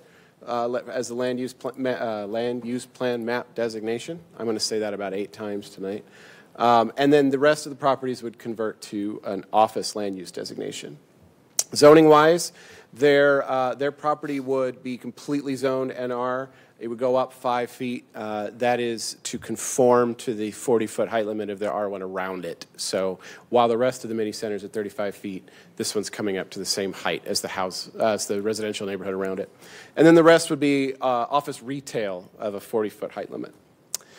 The next one, this one is in West Hills. We have a smattering in West Hills. This one is right next to the freeway, right next to the railroad. Actually, the railroad goes over part of it. This is an application 476 Comp on 8th Avenue. It's about 7 parcels plus a big old chunk of right-of-way. That has been discussed at length, and Plan Commission, in their recommended approval, has asked that that boundary be modified slightly according to the applicant's request. You did get one additional public comment on this from me by email. It arrived last week. Unfortunately, it arrived before I left for Thanksgiving, so you got it this morning. But all the other comments, of course, and all the comments on all of the applications are in the staff report and the various attachments. So this one, Plan Commission recommended approval. They recommended that the right-of-way be shrunk according to the applicant's request, and then again, so you did get that one application. This one here would take a rather confused little area, zoning-wise anyway, next to the mini center on Sunset and Government Way, and it would convert the whole area to be a land use designation of general commercial, including the right-of-way. Also, the zoning would change. There's some neighborhood retail in there. There's a little office piece, some R1. All of it would become community business with a max height of 55 feet. This conforms to everything to the northwest of it that isn't directly in the mini center. Just a note on the right-of-way, while we're talking about land use and zoning for the right-of-way, nothing in this approval would grant them authorization to use that right-of-way. That would have to come later through other requests. This is just changing a map first. The next one is just to the west, up Sunset a little ways. This is 477 Comp, Bemis and Russell. You're looking at 2 parcels, and because our municipal code says that zoning and map changes should go to the center line of the nearest major arterial, it looks much bigger than it is. It's really only 0.84 acres, and then the rest of the right-of-way down to the center line of Sunset. Plan Commission recommended approval on this one. They did recommend a height increase to 75 feet to conform with the current choices available in the municipal code, and we haven't received any additional comments on this one. This would take this 2 properties and this little bit of right-of-way from residential low up to general commercial as far as the land use plan map goes. For zoning, it would go also from residential 1, which is our lowest density residential, to general commercial with a height limit of 75 feet. You can see that it is surrounded on 3 sides by existing general commercial. That was a lot of the impetus for this one. The next one is right next door, just to the west. This is 478 Comp. We're looking at 17 parcels. There are some various unbuilt right-of-ways between those parcels, so it looks like a bigger area than it is, but it is 5.2 acres. Plan Commission did recommend approval. Plan Commission recommended the expanded area that was requested by the applicant as they started to have interest in additional properties, and again, a 75-foot height maximum to conform to that choice that's available now under the municipal code.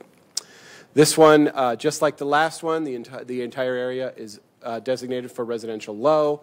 This would bring it up to general commercial in the land use plan map, and then zoning again, residential 1 up to general commercial with a height limit of 75. Of note on this one, the terrain is really challenging. That was part of their request for the height change. It is stair-stepped, and there's a lot of basalt in the area.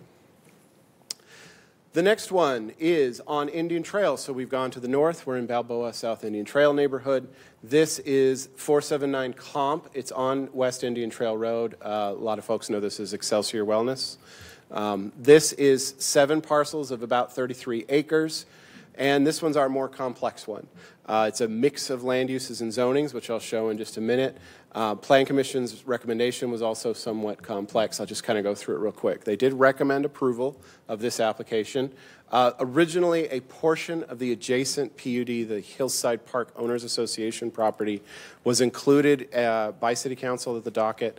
Plan Commission, after looking at the property records, the plat, and the covenants for that homeowners association, found that it's already protected. Adding it in had no actual effect, and so Plan Commission recommendation is to leave the Hillside Park owners' property out of this proposal, so it would stay as is. Also, the applicant originally requested conservation open space for part of their property. However, upon reading the code, reading the comprehensive plan, potential open space was more appropriate to the Plan Commission, so they've recommended potential open space for that part.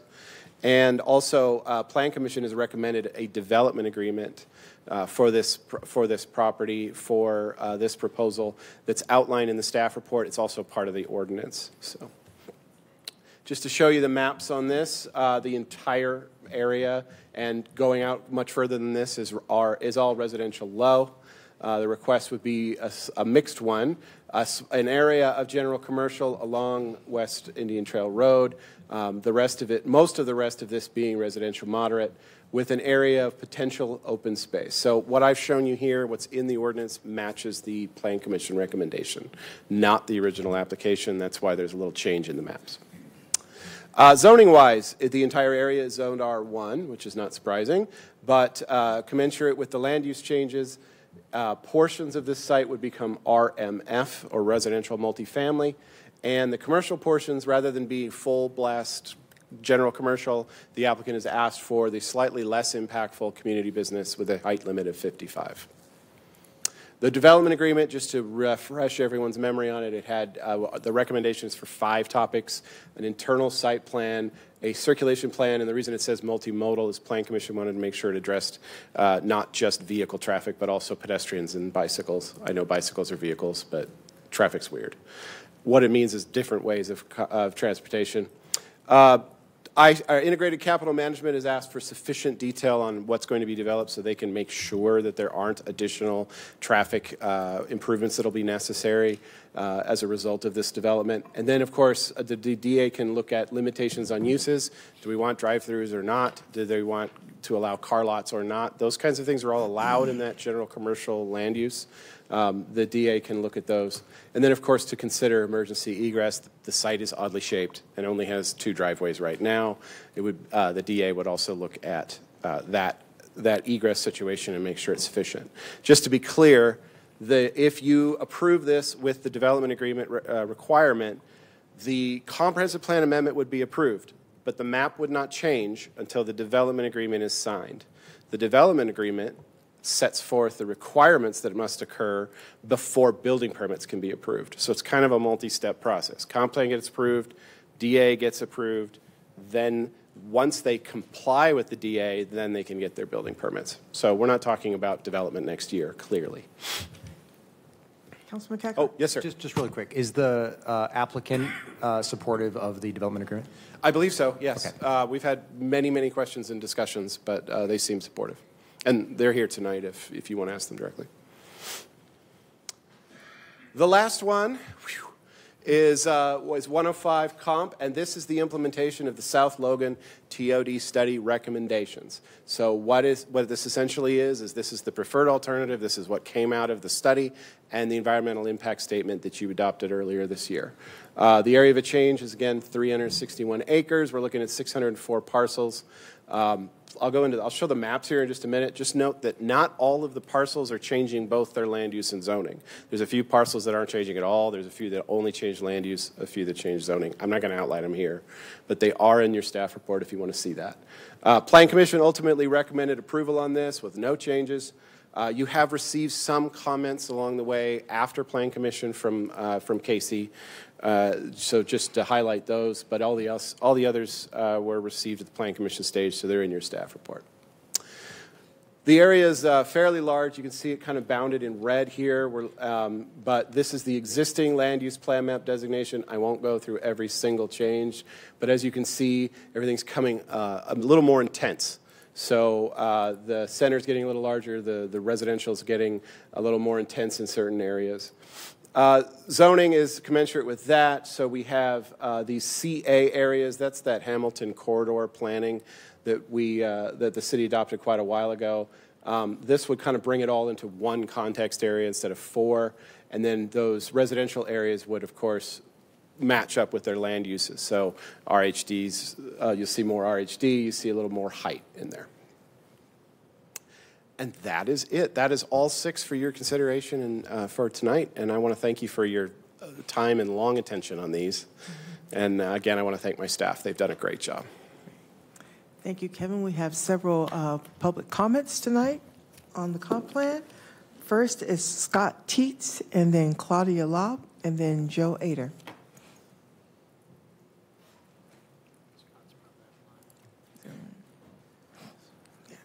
Scott, go ahead. You're unmuted. Go ahead whenever you're ready.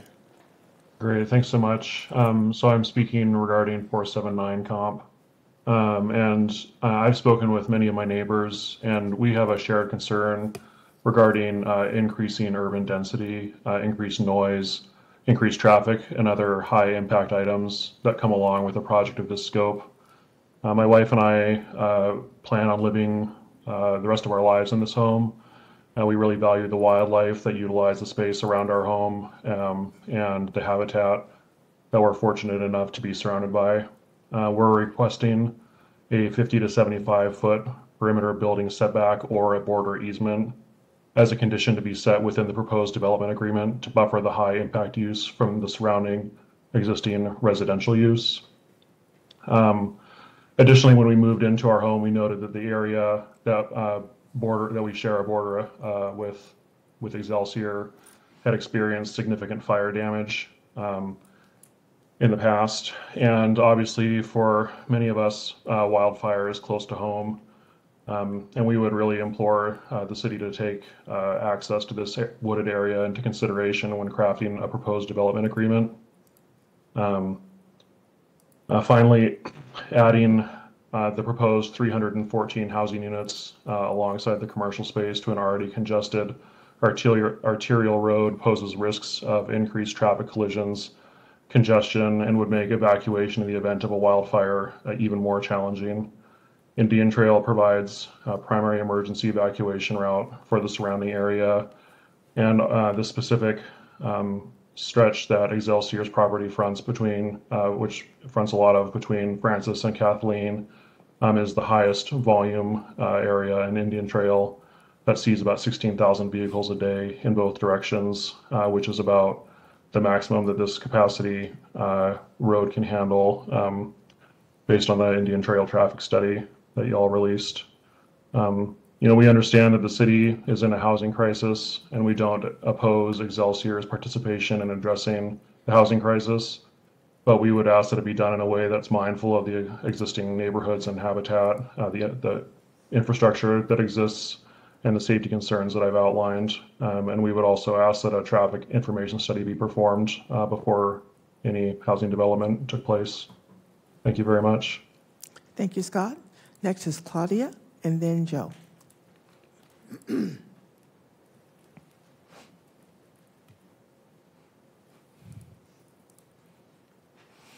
Good evening again.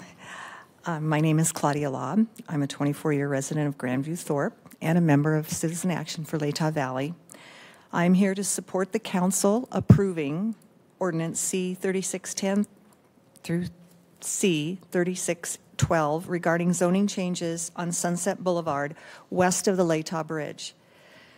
Also, to assure the council that we are not against everything in our area, it is our opinion that this change in zoning from residential to commercial will help to clean up the area and discourage the camping, loitering, and criminal nuisance activity that has been frequenting this location. The proposed commercial expansion should be a positive for this tract of land. However, I do remind the council that access to this property and the entire Sunset Hill comes mainly off the Latah Bridge, which is currently having pieces of it falling into Latah Creek. Lane closures and then 2 separate load limits changes have been put in place. Those load limits have put the entire West Hills and Grandview Thorpe neighborhoods in delayed response for fire emergency. Hopefully, the change in zoning will bring about a revenue opportunity to bring about the needed bridge infrastructure. And with these zoning changes, proposed increases in businesses along Sunset Hill, we need to look to the future on what will be done to address the traffic issues and unsafe conditions along Sunset Hill that exist currently. The businesses may clean things up, but it's that dichotomy of the entire Latah Valley. Yes, and it will help, but we need to look strategically to the future. The issue of the corner of Assembly and Sunset, I would encourage any of you to park your car up there at about 4:15 in the afternoon and watch the chaos. That's all I have. Thank you. Thank you, Claudia. Joe, and then Doug Spikert.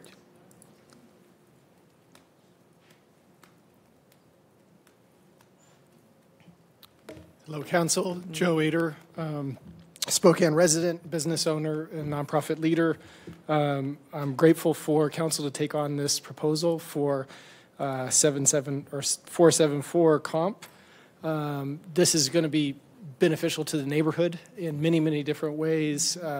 And owning 4 of those properties now, those coming into compliance with existing standards or modern standards will be really helpful to us, as well as the new bus stop in adding the office retail, as well as our plans for the future of having some type of childcare available on site will allow for those uses there right next to the bus stop that we've invested in and we've given up a driveway for to have in that facility. So really excited about this opportunity and what that means for the master plan for our facilities and for our neighborhood moving forward. So thank you. Thank you, Joe. Doug Spikert, and then Dwight Hume, and after Dwight, Andrew Hill. Doug, come on down.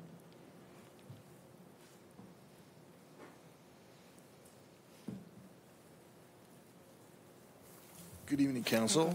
I'm Douglas Spickard, and I live on Hiawatha Drive. right above Excelsior. So my house overlooks Excelsior. Currently, the existing buildings there do not block my view. My main concern is, of course, 55 feet is rather high, and it will be visible from my property as well as many of my neighbors. This is 479 Comp C36613. Following the Planning Commission meeting, I had the opportunity to go tour Excelsior, and I want to thank Ryan for that tour. It was very informative, but it wasn't as informative as I would have liked. There's a shroud of secrecy here. They're not telling us exactly what they plan. You're looking at the zoning changes, but the plan itself has not been fully revealed to the public. And one of the things that was said during my tour was that there are going to be a lot of unhappy people with what they do. I didn't know exactly what Ryan meant by that, because he also said that he had to be very careful about what he says. So I'm a little concerned about that. He also did acknowledge that the commercial portion is going all the way to Indian Trail.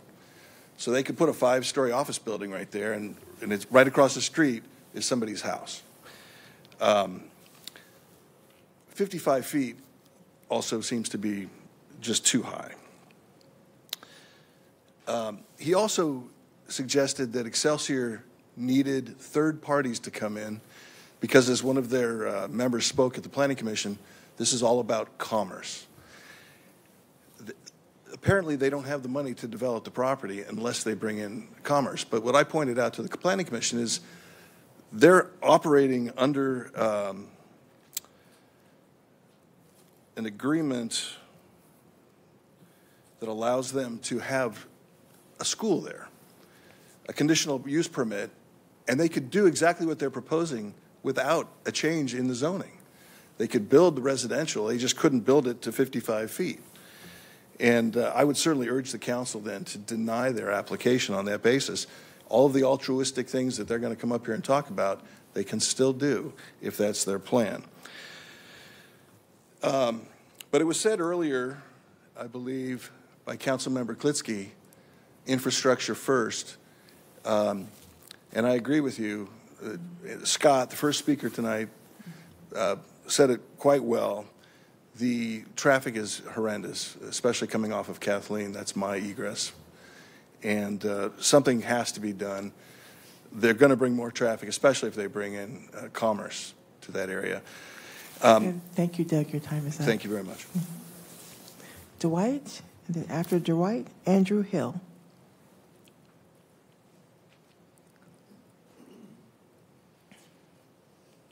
Thank you, Council. I'm Dwight Hume. I'm here on behalf of Excelsior. I've been processing the proposed comp plan amendment and zone change.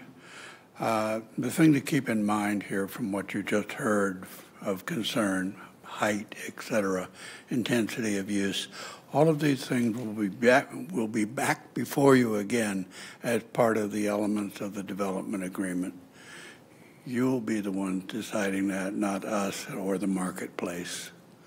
So keep that in mind. We have pretty much all of our key team members here tonight to answer any other questions for you, but I won't say anything more except that. Okay? Thank you. Thank you. Andrew Hill. And then Joanne Welch.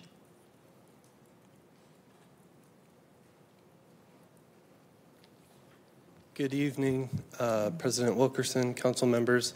Here today to clarify just a few things. One is that, let me pull it up here because I just took the note and it's like, blank once I'm standing here. Councilmember Cathcart, you had asked a question about the development agreement. It's important that we express that we do support it. It was an important part of our recommendation because we believe it's important for any future landowner to have to abide by it to help protect the neighborhood from future landowner misusing those zones.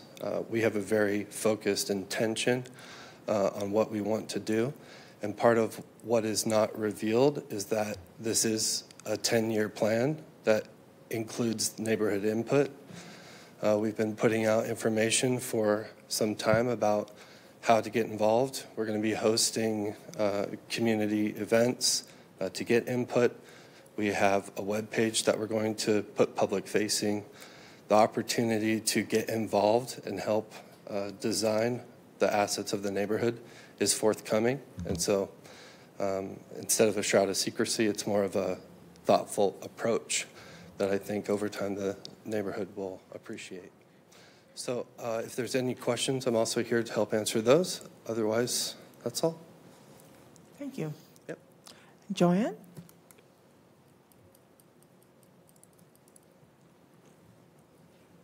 She's coming down.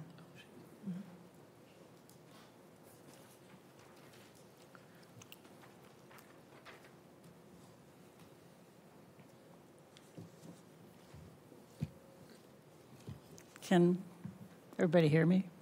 Is it? Yes. Okay, good. Last time I started off pretty soft. So I've been searching for an endangered species on the Indian Trail area with Excelsior, and I was even willing to offer Excelsior to name it, but I was out of luck. So I did come up with some mottos, though. Too many, too high, too much. The too many, we're looking at 300 plus residential units, 750 people on 32 acres of land, including buffers and open spaces. It's too many. Too high. The 50-foot height for the buildings in this area is incompatible with the surrounding R1 single-family homes. Too much. You can consider the natural area of the established neighborhood, lots of wildlife, forested, and it is to surely be destroyed in some manner by the paving, just the paving in this area for this project. In addition, we're talking about the traffic problems that we've already experienced on Indian Trail. Just too much.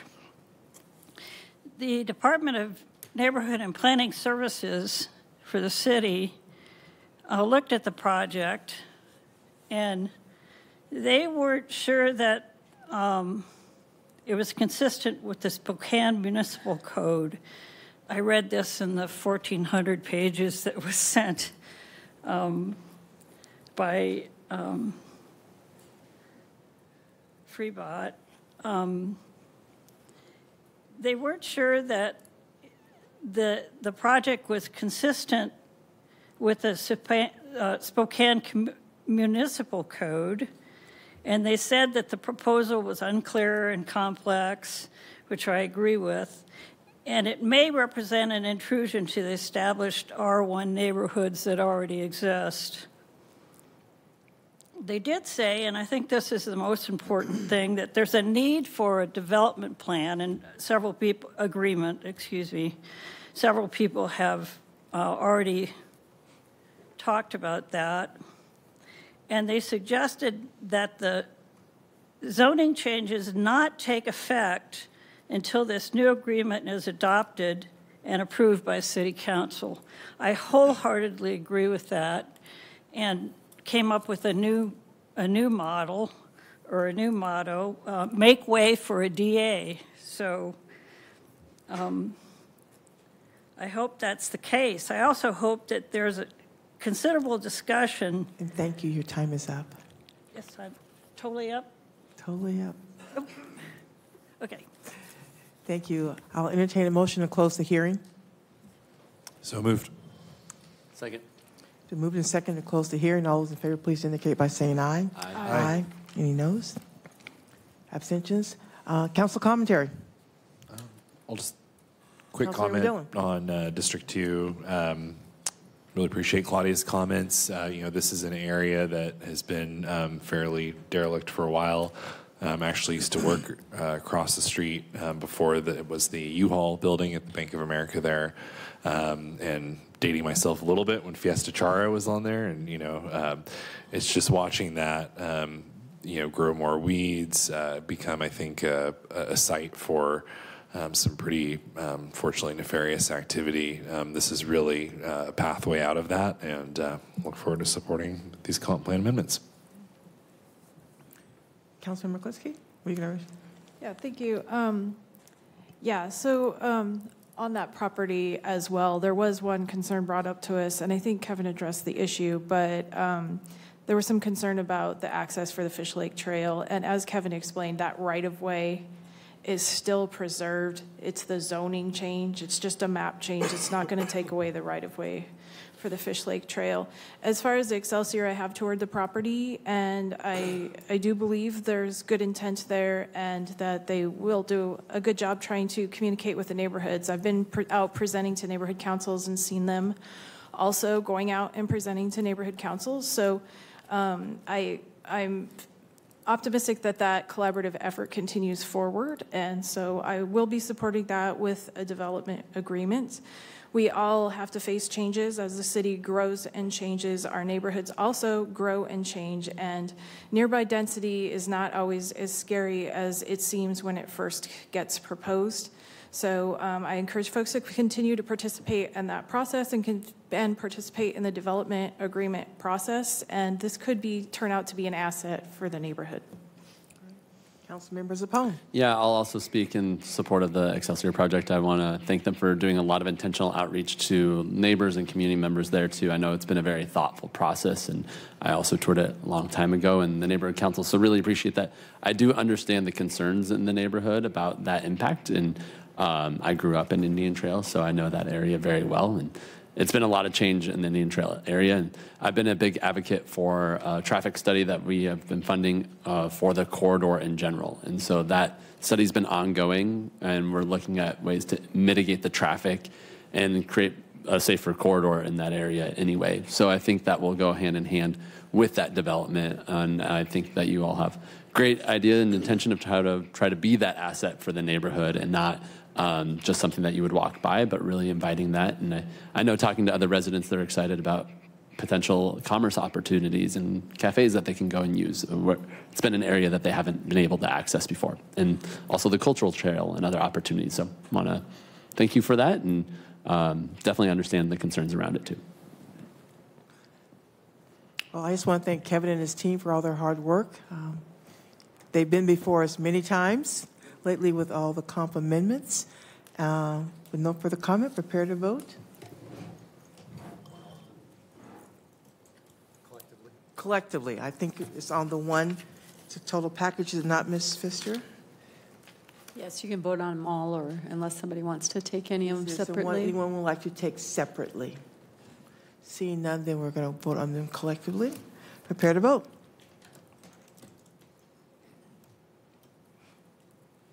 Thank you.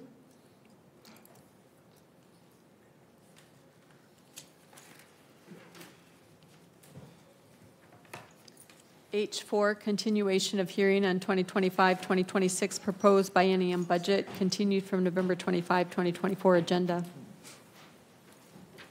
We have several public comments on the biennium budget, and this is the time and place for that hearing. We're going to start with David Morris, and then H.T. Higgins, and then Joe Ader.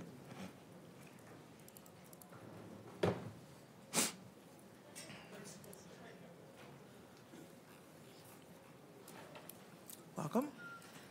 Hi, thank you. My name is David Morris. I live in the city of Spokane. I work for Spokane Cops, Community-Oriented Policing Services. I've been with Spokane Cops for about a year. I retired from the Spokane County Sheriff's Office after 29 years as a deputy sheriff. During that time, I worked closely with a Sheriff Scope program, which is a sister program to cops, a carbon copy practically. I was a crime prevention officer from 2015 to 2020, and I was on the Washington State Crime Prevention Association Board of Directors during those years. And Scope and cops worked very closely during that time. Just this last year, the Washington State Crime Prevention Association came to Spokane at the request of Spokane Cops to put on regional training. The Washington State Crime Prevention Association serves law enforcement agencies, municipalities, hospitals, and many different entities across the state to enhance crime prevention and educate the public and collaborate and coordinate and share resources from institutions and organizations across the state. And so we had officers and civilians who work in crime prevention who came to Spokane in April for a training session. There was 24 officers. We have rosters and photos of the work that was done in there. During that training, I got a chance to train the downtown ambassadors. Several of them attended the training, along with Spokane police officers and Spokane County sheriffs and deputies and officers and other civilians from across the state. When I talked to the other member organizations in Washington State Crime Prevention Association, I get a lot of questions on why does Spokane and Spokane County have so many volunteers. They always want to know how they can improve their volunteer programs, and they look to our region as a model in that.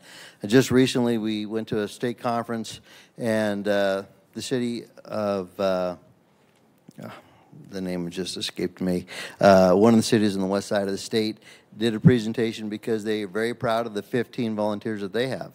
And of course, we're very proud of the 77 volunteers that we had that were active this year for Spokane Cops, doing many different tasks and serving citizens across the county. And I think probably the most effective and cost-effective program that any crime prevention agency has is Block Watch. We have many Block Watches across the city. And just this last summer, when I would go to a neighbor in the West Central neighborhood, when I get out of my car to go to talk to a neighbor, before I can return to my car, I have 4 or 5 other neighbors coming out to talk to me. They want attention. They have issues they want to bring up. Spokane Cops is vital in our neighborhoods, and I really hope you will continue our funding. The other agencies across the street can't believe that. Your time is up. Thank you. Thank you. Next, H.T. Higgins, and after H.T., Joe.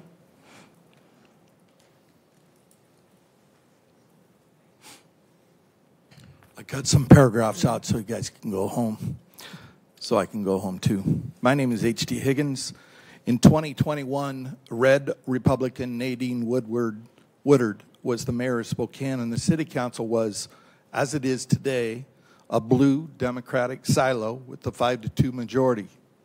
By any measure, their shared response to our unhoused citizens and the downtown drug unhoused situations and our city's finances was a disaster. In 2024, blue Democratic Lisa Brown was elected. I supported her financially. I believe that her executive and economic experience and an old school Democratic commitment to the voice of the voiceless would lead her to bring our community together to solve Spokane's biggest challenge. She would be confident enough that she would bring red siloed commissioners Cooney, French, and Kearns to the community table. They don't even talk, at least not publicly. Boy, was I wrong about Mayor Brown. I expected the 5 Democratic council members to speak up. Again, I was wrong. Stay in the big blue silo. The blue silo has stuck to the political game plan of blame, complain, and defend. Blame the Woodard administration, complain that citizens are not engaging to be part of the solution, and yes, defending the Browns administration's response to any challenge. We are now 11 months in, and if you can find a single person who authentically believes there has been an improvement between Nadine and Lisa, I would like to meet them. Mayor Brown's comms department has been working overtime with spin and messaging. So sad. A real solution to the complex problem of homelessness demands a community solution. Not sure that is possible with our current electeds in the city and Spokane County. Thank you. Thank you, HT. Joe? And after Joe, Puyan.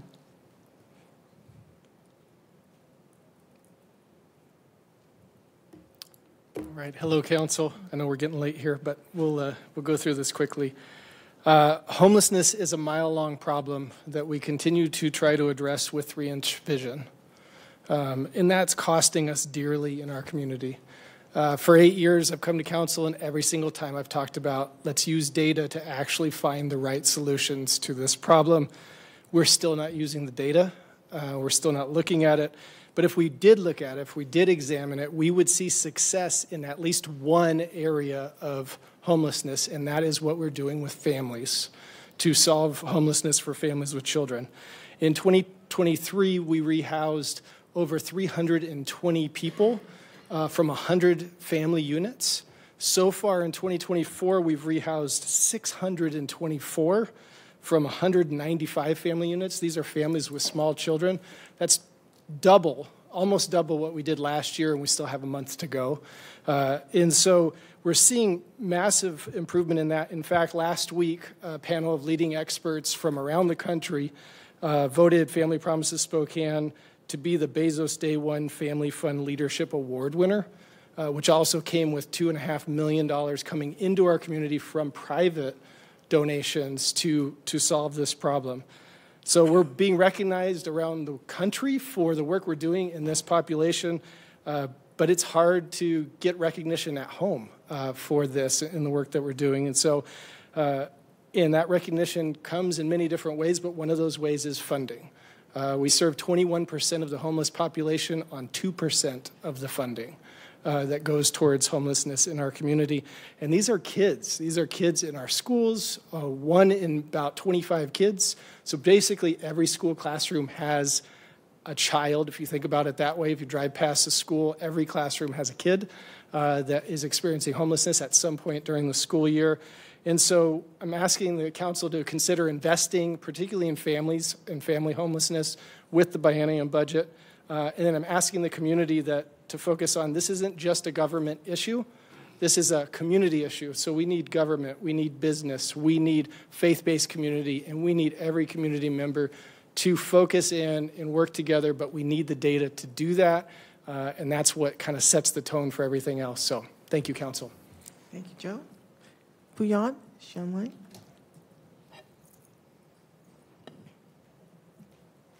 Puyan, you are unmuted. Go ahead whenever you're ready.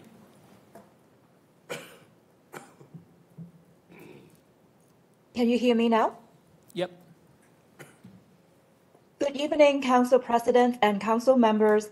I'm speaking on behalf of the coalition of organizations who have worked together under Greater Spokane Progress to review the proposed city budget for 2025 and 2026.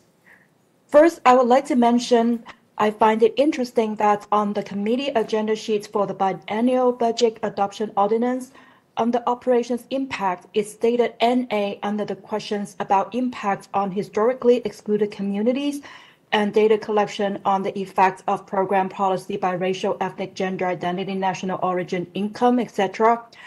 And no explanations were given, even though the form says you have NA, please give a brief description as to why. If I have to pick one document that is the most important for the elected officials in the city to review with an equity lens, I would pick the city budget. This makes me wonder when you all review the budget, if you try to look at it from the perspective of someone like me, an immigrant, a woman of color, and a renter, or someone else who is from a historically marginalized community. This is actually related to the next point I would like to make. We understand that public safety is a serious concern for many in the city of Spokane. We want to live in a safe environment like everyone else. But I'm not sure for members of the marginalized communities, our safety is considered as much of a priority as everybody else. For example, for those from the immigrant, refugee, Muslim, and LGBTQ+ communities, we don't feel safe because of the hatred that some harbored against us. We have seen a rise in reported hate crimes in Spokane. In 2018, Spokane County had the second highest rate of hate crimes in Washington state. Most recently, there were stickers with racist slogans downtown and multiple incidents of anti-LGBTQ vandalism of the Rainbow Crosswalk downtown and in the Perry district, as well as vandalism and Odyssey youth movements and atomic threats and openly queer business. Each of these incidents targeted not an individual, but an entire community. Language access is also a critical component of public safety. In Spokane, we have had situations where language barriers could literally be deadly, as in the case of the shooting death of Peter Campbell by 2 Spokane police officers, which resulted in a $250,000 settlement, but it could never make up for the life lost. Our safety is not protected if our equal housing rights are not protected and if tenant rights are not protected. Our city cannot keep us safe if it does not invest in resources to ensure housing justice. We appreciate that the City Council passed the rental registry and the rent increase notice extension ordinances, but we need adequate funding in the Department of Neighborhood Housing and Human Services to enforce existing ordinances. Thank you, protect Puyan. Your tenant time rights is up. and promote equitable access to housing. Thank you, Thank you for Puyan. listening. Thank you, Puyan. Your time is up. Thank you. Next is Gretchen McDevitt and then Raylan Barn.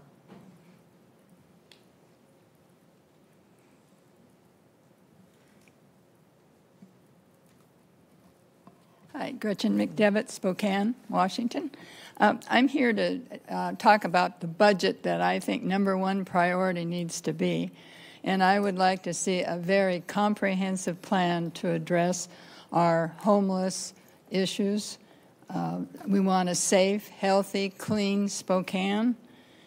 I don't know, do we have a comprehensive plan? We talked about the comprehensive MAP plan. We've had sustainability plan. I think that's pretty comprehensive. There are a lot of comprehensive plans. I haven't seen a comprehensive plan to address this.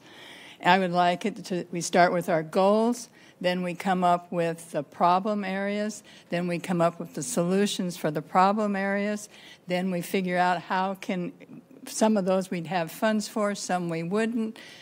Then we can use places like Downtown Spokane Partnership, the East Sprague Group.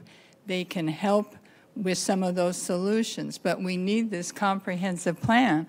All I see is a little bit here, a little bit there. We just passed sales tax to fund a few little things, but is it part of a comprehensive plan?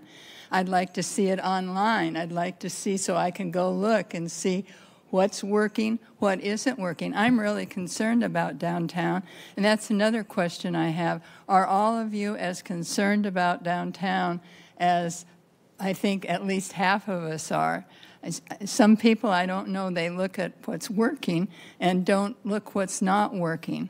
But I moved here in 1971, and I still go downtown. And I'm going to go downtown. I'm not going to let people keep me out of downtown. But it's really a big concern. And so I would like to see this comprehensive plan. My plan, of course, includes enforcement. You've heard that from me before, and you'll hear it again. It includes treatment for mental health and addictions. It includes expectations for the homeless, the ones that are on the street. I still haven't seen anything that says we expect some things from you. I'll give you a garbage bag, and when you're out about, pick up some of the garbage, please. But expectations, everybody can contribute something to our community. So again, I hope the budget includes lots of funding to come up with this comprehensive plan. Thank you. Thank you, Gretchen. Raylan?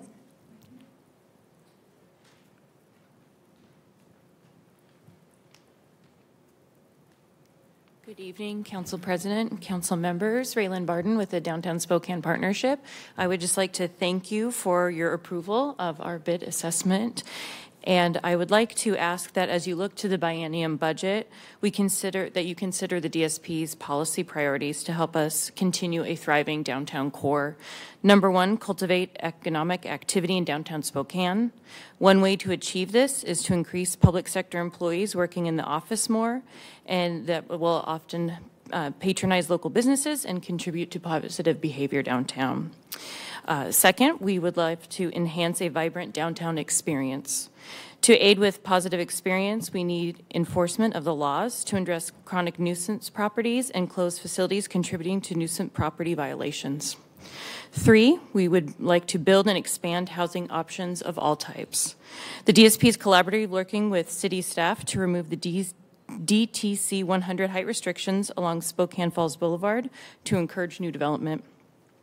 4, improve public safety, deter crime, and negative behavior. The CORE program is vital to this initiative, and we thank the police chief and the administration for continuing this program, especially through the holidays. And the increased staffing levels is critical, and we urge you to fully fund significant increased staffing to the downtown precinct. 5th, and our final core principle is support funding, facilities, and service for people to get the help they need. Again, we emphasize enforcement of current laws to reduce negative behavior while increasing funding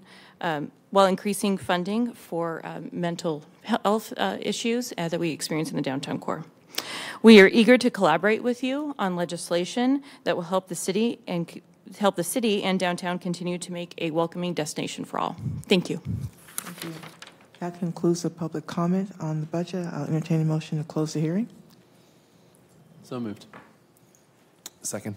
It's been moved and second to close the budget here. Were you scheduled to speak on the budget, sir? Yes. And your name, sir? Name. Open forum? I've got you on open forum. Oh, okay. For the budget? Yes. Okay. Well, in that case, Jack, you're here. Please, we haven't voted on it. Please come up.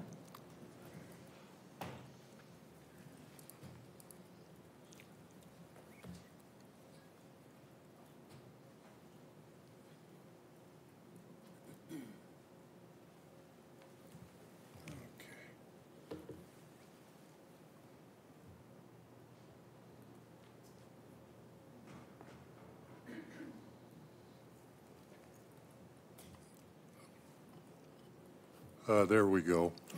My name's Jack Brusick. I'm a lifelong resident of Spokane.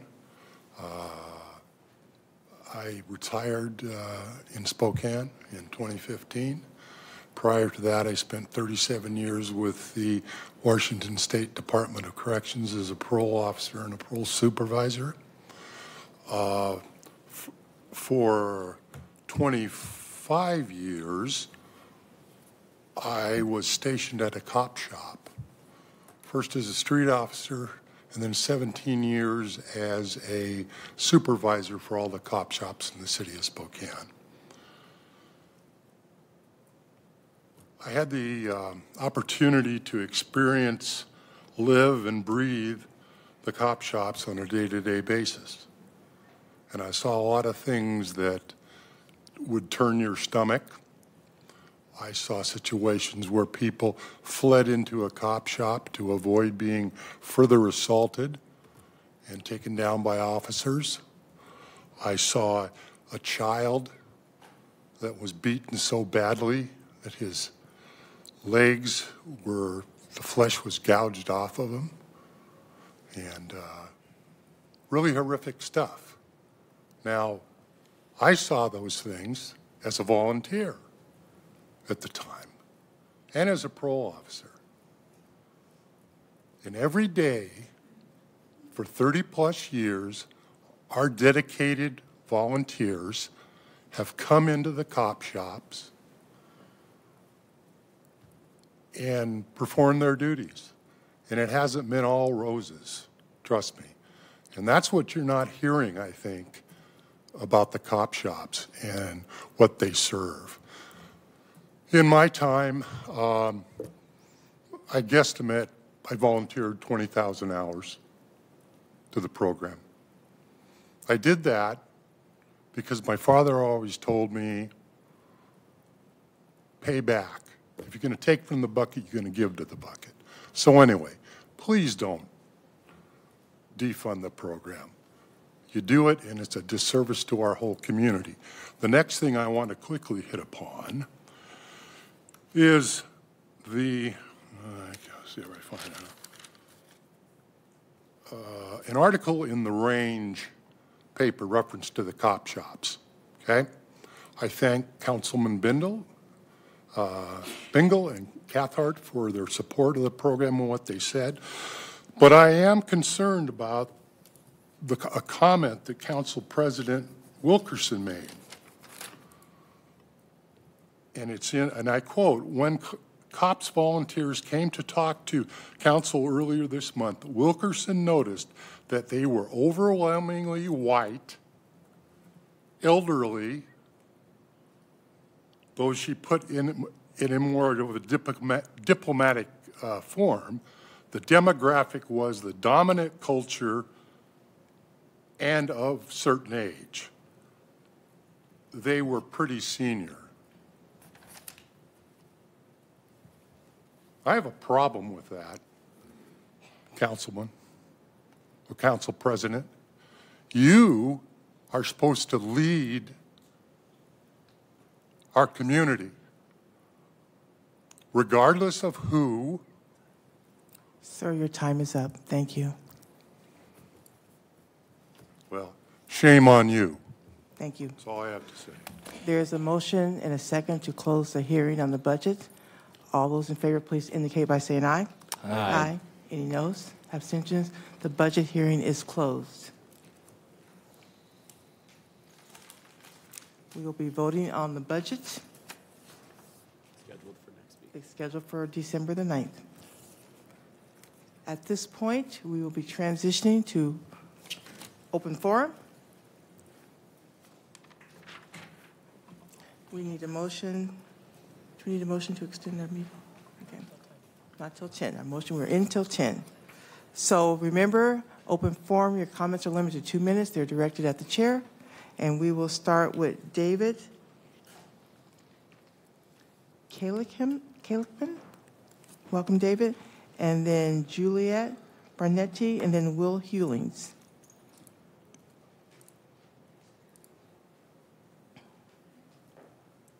Thanks for adjusting this for me. That's great. Hi, everyone. Council President Wilkerson and council members, I'm David Kalishman, a Spokane resident, member of Councilman Dillon's district. I'm here tonight to ask you if it's finally time to take anti-Semitism seriously here in Spokane. It's one thing to be silent when protesters are shouting Intifada revolution and from the river to the sea, which I really appreciated not having to hear tonight. But I noticed that when they were doing that, you really didn't have anything to say about those comments. I wonder if you still want to be silent now in the face of the criminal behavior that happened at the Plymouth Congregational Church over the weekend and the defacing of a sign with anti-Israel and anti-Semitic statements. It's the second attack on the Plymouth Congregational Church this year. The vandals scribbled genocide on the church sign. The protesters' argument is that support for Israel equals support for genocide, which is just crazy. It's an inversion to accuse Israel of that which has happened to Jews. The only genocide since October 7th has been the truth. Hamas has always wanted to destroy Israel. They don't want peace. They are the genocidal force. Why do protesters not call out for the release of hostages and apply pressure on Hamas and Hezbollah? Instead, protesters chant for Israel's destruction and its demonization. Do you think that your silence in condemning the protesters might have fostered an environment for these kind of criminal acts to happen? How are you going to proceed from here? Will there be an investigation into this hate crime? I do understand the police have started that. And I hope that they will hold perpetrators accountable and that you will hold people accountable here in Spokane. Thank you. Thank you, David. Juliet? After Juliet, Will? And then Scott Teets.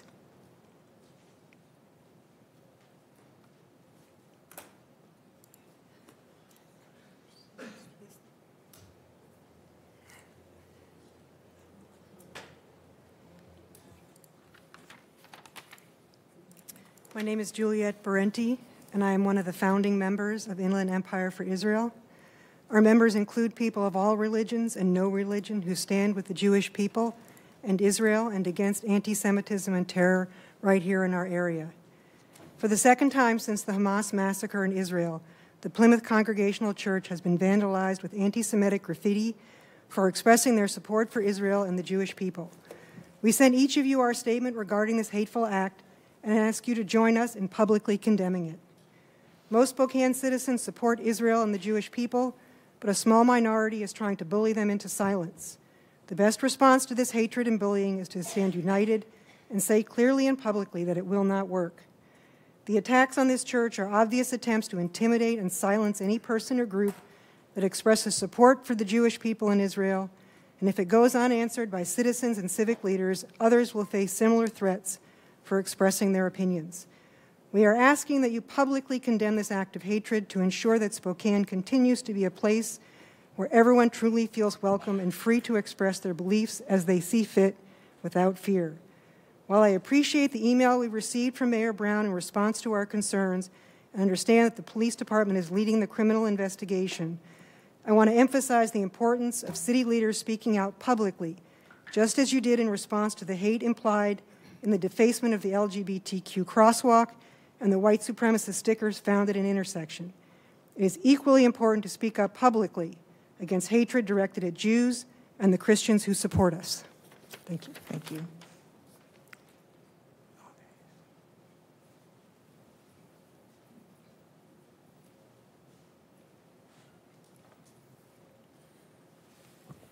Good evening. My name is Will Hewlings, and I live downtown Spokane. Why has the area outside my apartment become a battleground of chaos overrun by homeless drug addicts overdosing on the sidewalk? This nightmare unfolds daily right in front of the Rid Path with no end in sight. I watched the police chief skim right over when they asked him about the Rid Path. It was marked in red. Does he not care about what's happening in front of the Rid Path? I'm an honorable veteran. I served honorably. You guys are able to do what you're doing because of people like myself, but I don't even feel safe in my own neighborhood. Right now, when I walk home to my apartment, there's going to be freaking people on the sidewalk doing drugs, smoking meth out of meth pipes, off of foil. I call Crime Check. Sometimes SPD shows up, sometimes they don't. When they do show up, they just turn on their sirens and they just scatter like cockroaches. I'm sick of it. What Will's going to start doing is I'm going to go around and I'm going to start yelling at him. Maybe I'll get some attention because I'm not scared. I'm sick of it. Thank you. Thank you, Will. Scott and then Sunshine Wiggin. Scott's not online. Is Sunshine in the house? Yes. And after Sunshine will be Claudia, if she's still in the house.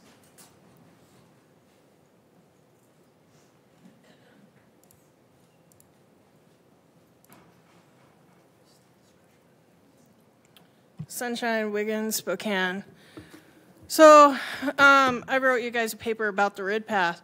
Why are they attracted there? That's where the most Narcan is. So it's a hot spot for it because they know they can get saved there. It's somewhere I do the most outreach, and I have the most effective outreach. I can find the people that I'm looking for come through there. Why? Because everybody comes there to OD. And not literally to OD, but they know that there's people in the Rid Path that hoard Narcan. I go through 120 Narcan in 3 days. That's not handing it out. That's using it on these guys. 11 ODs last night at the Rid Path, 6 hours. So the whole point is, I think that we need to put a cop that's retired that can volunteer or a mental health worker, and we need to start documenting these ODs. And when you hit a certain amount of ODs, we need to 5150 them. My friend Matt asked me to write you that paper. It saved his life. He is now in Sacramento, 2 years clean, with 2 kids, and he is so haggard from what fentanyl did to him.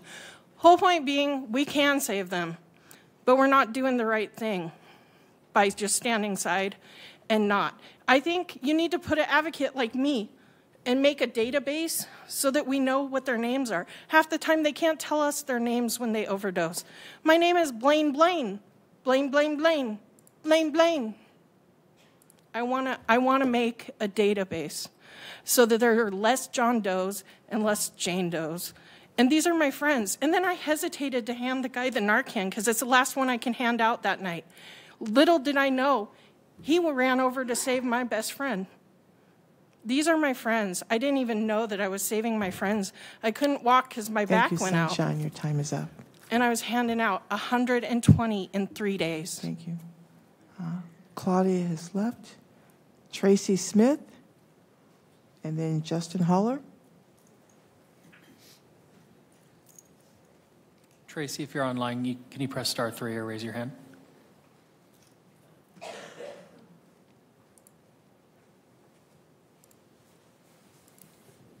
My name is Tracy. I'm a member at Plymouth Congregational Church. I'm on the board there. We have, in the last year, tried to reach out to the community and encourage community to pray. And we put up signs on either side of our parking lot. And when we do that, the majority of the time, those signs are marked up usually by supporters of Hamas or simply people that are just writing terrible things about Israel. And we are just here to ask your help to stand together with us and just ask people to pray, to love one another, and to stop this unjust hatred of a group of people who are simply trying to live in our world, and that is the nation of Israel. Thank you. Thank you. Justin?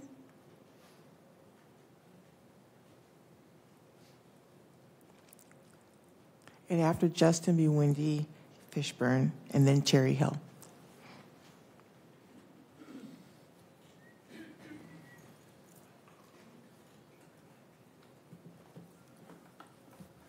Hello, City Council, one and all. I'm still Justin, still District 1.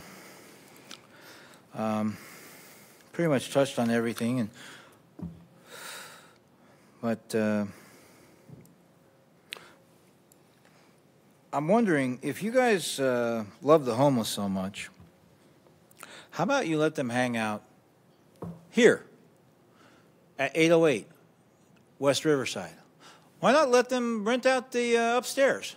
I'm sure they won't damage anything, like they didn't do any damage to $100,000 at the arena. They certainly wouldn't smoke drugs like Will has been mentioning. They certainly wouldn't defecate or mitrate upon the rugs. They certainly wouldn't smoke drugs on your property, right? So just invite them here. Heck, let's invite them out in the city council. Why not, right? That's what we want. Just spend more money on it. I'm being facetious, of course. I don't want that. I want you to actually have some compassion and do the right thing, in my opinion, would be jail, rehab, or a ticket out of town. If you had a kid who was doing drugs, you wouldn't allow them to live in your home by doing that. We shouldn't allow them to live in our city if they don't want help. And I know it's only a handful of actors, but what was it the police chief said? 500 calls out of 750 downtown? The 2% of the population, 2% of the geographics create most of the problem. So I don't understand why you allow it to happen. I'm baffled by that. But, you know, look around.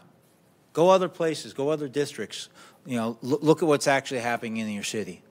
You know, don't put your blinders on. Look at Brown Street tonight. Thank you, Justin. Wendy, and then Cherry Hill.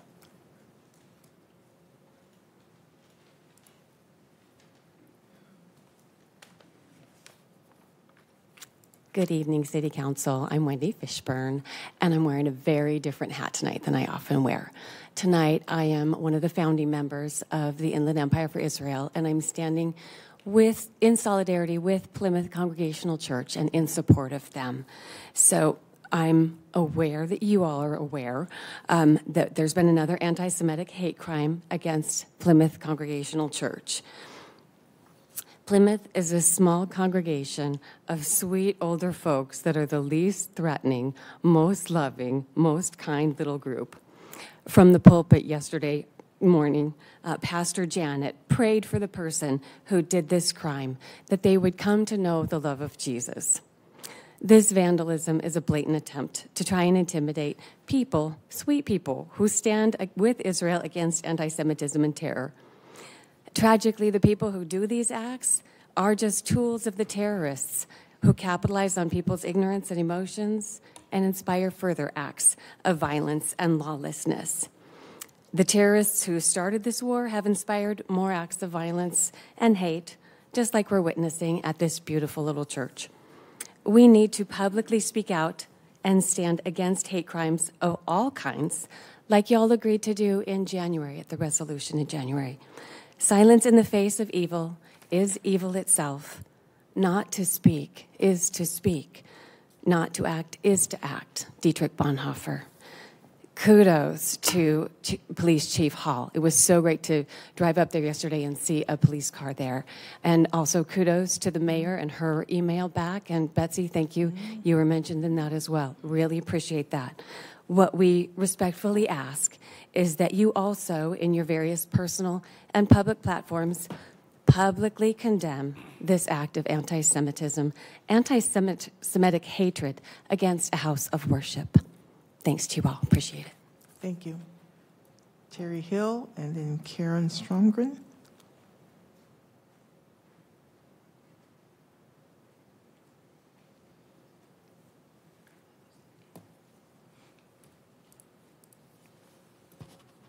Terry Hill, Spokane. I'm going to use some words here that might make some people feel uncomfortable, and they do contain more than 4 letters. Diversity, equity, inclusion, DEI. If those words do indeed make you feel uncomfortable, I certainly hope that you can get the spiritual or the mental health counseling that you need to get over that. There seems to be a misconception following the national election that the 49% of the population, of the voters that prevailed, didn't go to the polls because of the price of eggs or the price of gas. They went to the polls to wipe out these words, to stamp them out of our vocabulary, to end this woke stuff. What a misread. And elected officials do have the authority to do this type of thing. Any official on this council or the council as a whole that would take that action, I dare you. I double dog dare you. Because you've misread the room and you will pay at the polls. Thank you. Thank you, Terry. Karen? Is she online? Karen, if you're online, can you press *3 or raise your hand? Next we have H.T. Higgins and then Isabel Mascott.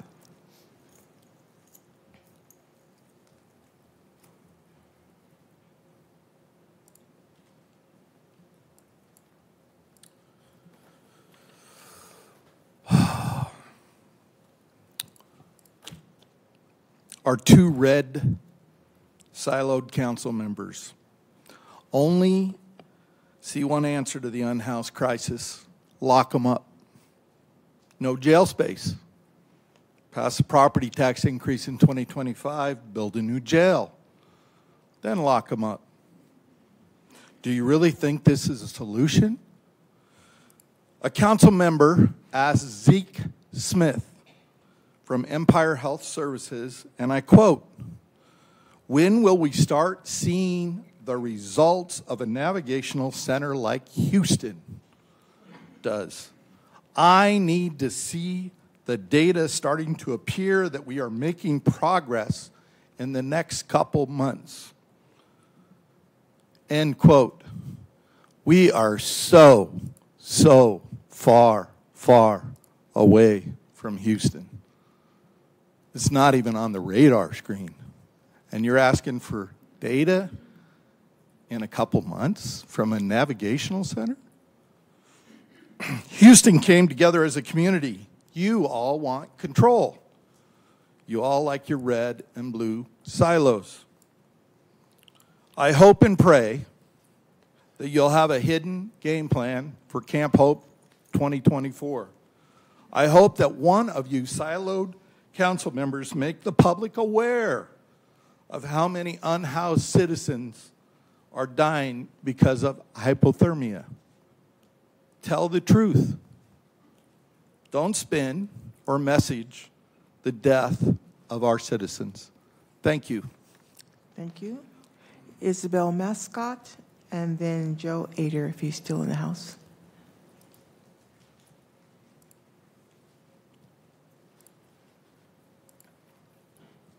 There we go.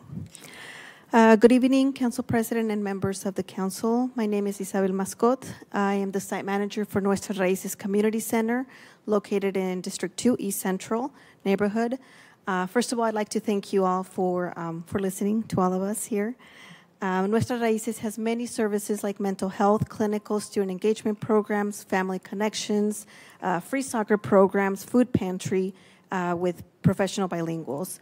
Today, however, I do want to talk a little bit about Éxito, which is our economic development program that I founded in 2017. It's important for you guys to know the progress. We consist of 7 people, experienced but very qualified and educated to provide small business support and individual financial support. We have launched 34 new small Hispanic Latino businesses from different industries from the beginning to end. We now have a contract with L&I and Department of Revenue to make sure that businesses are in compliant and working with other state agencies like the Office of Minority and Women Enterprise. We have provided 50 financial individual consultations to families to make sure they understand about foreclosure, credit repair, and so on. We're working with the Department of Revenue with the Working Family Tax Credit and have helped 403 families applied and qualified for that. We are working now with the city to increase our numbers with City in Spokane. Tacos y Tequila is not just a cultural event, but economically is bringing money to our city. 10,000 people attended, outside visitors from Oregon, Idaho, one of the largest Latino festivals here in Washington State, and definitely the largest one in Spokane. So I strongly advocate that you guys support Tacos y Tequila again this year. Funding is essential to do something like that. We also have our capital campaign for our behavioral health. We know that we have the services. We are just running out of space for that, so we're definitely launching that, and I'm hoping that you guys support us. Thank you. Isabel. Jeff Johnson, and then Antone.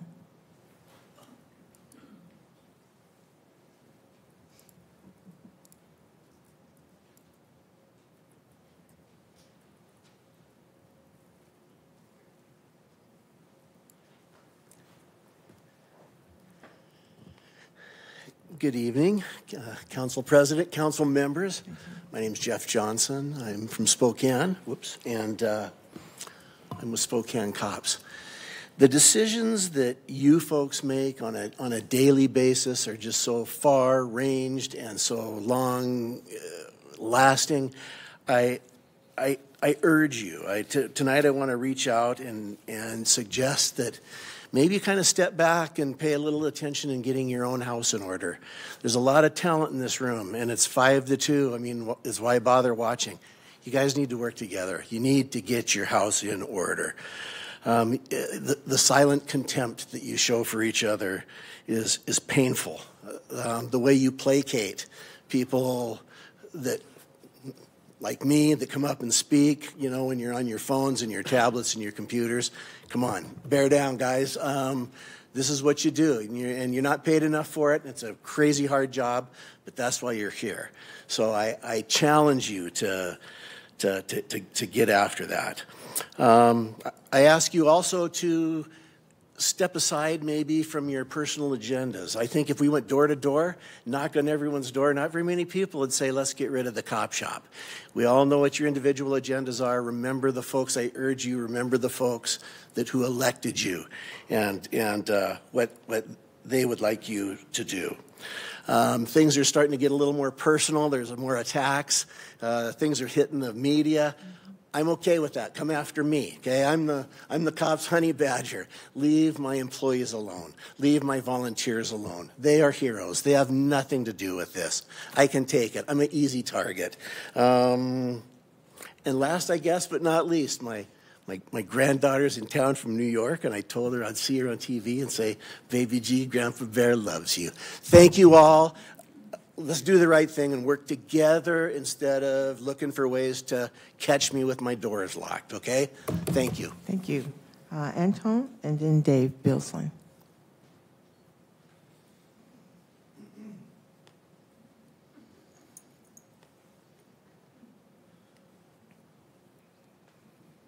Hello, everybody.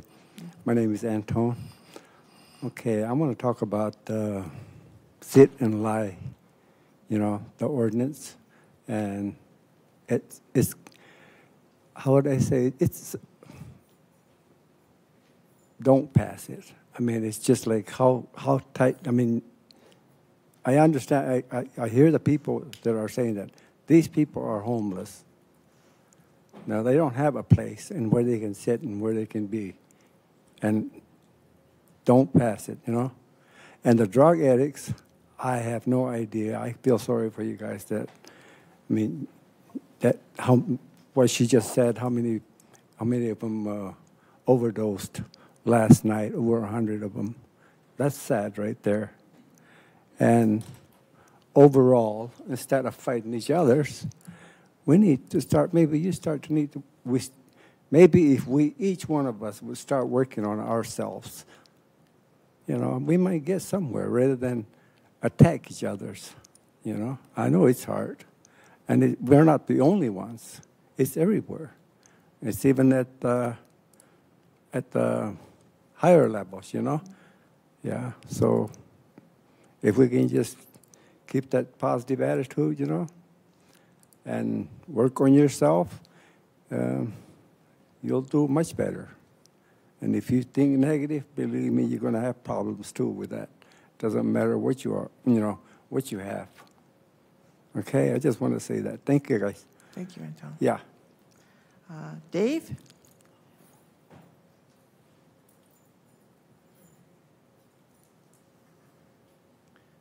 Hello, Council. Dave Bills and Logan. I've heard that you guys want to change the meeting date at Tuesday. Are you trying to ruin my Taco Tuesday? Come on, we've been meeting on Monday nights for 65 years. Why do you want to change that? We've had enough change in the national elections. Now you want to change this? I've already had enough of my tea kettle upset. You know how many people that when Mac has been out here, when you guys are taking a meeting off, we still have people come up and expect the meeting to be there on Monday. Now, we're going to get more people like that. Everybody expects it on Monday. It's been going that way for so long. Now, the needs of the many outweigh the needs of the few. That's the way this needs to be considered. Okay? We, the people, are the many. And we like Monday nights. Next Monday, you're going to see a demonstration out front at 5 o'clock in support of keeping it on Mondays. So keep that in mind. And remember, Tuesdays are for tacos. Thank you. Thank you, Dave. Next, we have Jack Brubeck.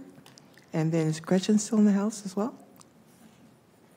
Is Jack can come back?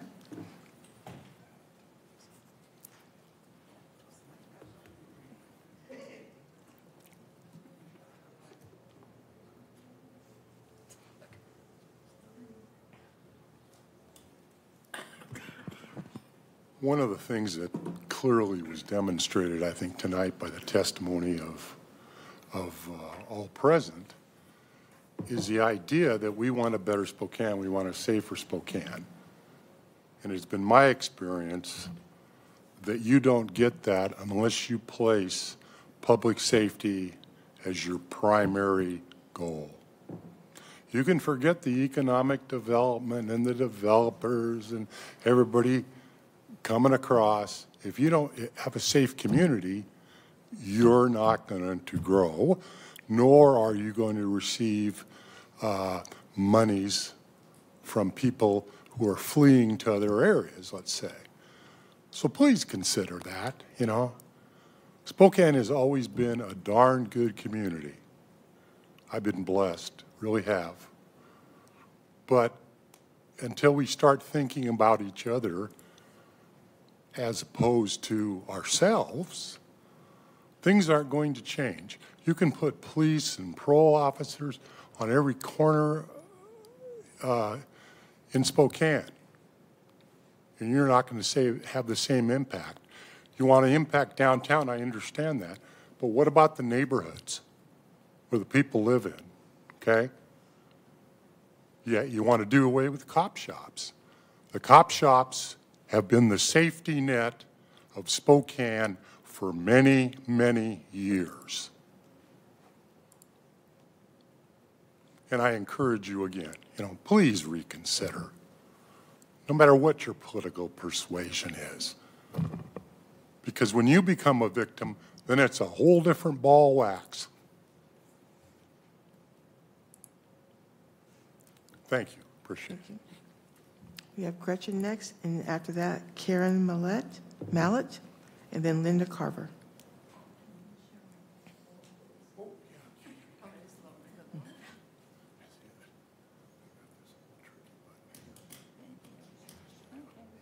Is that okay? That's perfect. Thank you.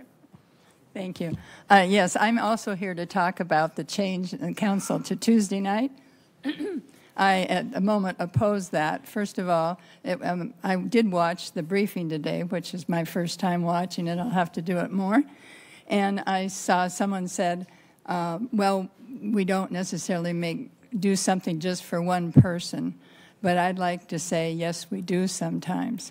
And so what I'd like to do on that is if you're going to change it, then I think it should be for after the next election. Because as has been said, all of the council members knew it was Monday night. It's been 65 years, I guess. I didn't know that. And so the time to do it, you can pass it whenever, but the time to actually make the change would be next year when everybody knows when it's going to be. I might also point out that county commissioners meet Tuesday. Some of us are in the county and the city, so that could possibly be a conflict, although probably not too much, but it could be. The second issue is requiring 3 people to bring an issue up to discuss at the council. I could only support that if one of those 3 people had to be from District 1, because you've got 2 and 5 pretty much. I mean, it's divided that way. So if you wanted to have 3, then 1 has to be from Council 1, and then at least 1, of course, would be from either Council 2 or 3. But that would be fair, because no matter what your intent is, it is going to look like the 47% that voted for Mike Baumgartner, which I would say were more conservative than the ones that vote for the other candidate. Those 47% are going to think it's been purposeful to disenfranchise the 2 more conservative members.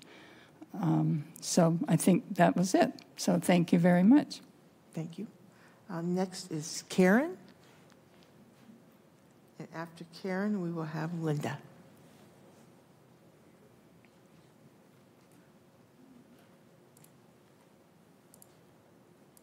Hello, hello. Thank you. Thank you for listening to us again. It's awesome. Last time I spoke about a month ago, I froze, so I wrote some notes. This is too important to just... I've been in Spokane since 1988. I grew up in Medical Lake, and I graduated from Medical Lake High School in 1986. I did volunteer work there, serving senior citizens breakfast, volunteering at Westlake in their library. I also did a lot of volunteer work at Lakeland Village, because growing up in a small town like Medical Lake, I learned the importance of community and fell in love with volunteering and helping others. I joined COPS last January, and I found a home there. It's like a second home to me. I'm not going to cry. I get to serve not only the people of Spokane, but I get to serve the police officers. They protect every single one of us. How many are we still here? How many are we safe because of an officer did his job that we will never know? And I'm so proud of this city, so proud of our officers, and I'm so proud to volunteer. I've done so many volunteer things since I was a teenager in Medical Lake. And COPS, we're the bridge. We are the bridge between the community and the police department.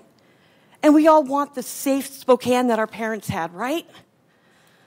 And that's what we try to do. And we do it, we give our time. We don't do it for money. There's nothing there. We do it because we care. As I said, I've done a lot of volunteer work because I believe in helping the community. And that's why we're here, right? That's why we're here. It's why y'all are here. Your time is up. Okay, thank you so much. Thank you. Linda? And then Megra.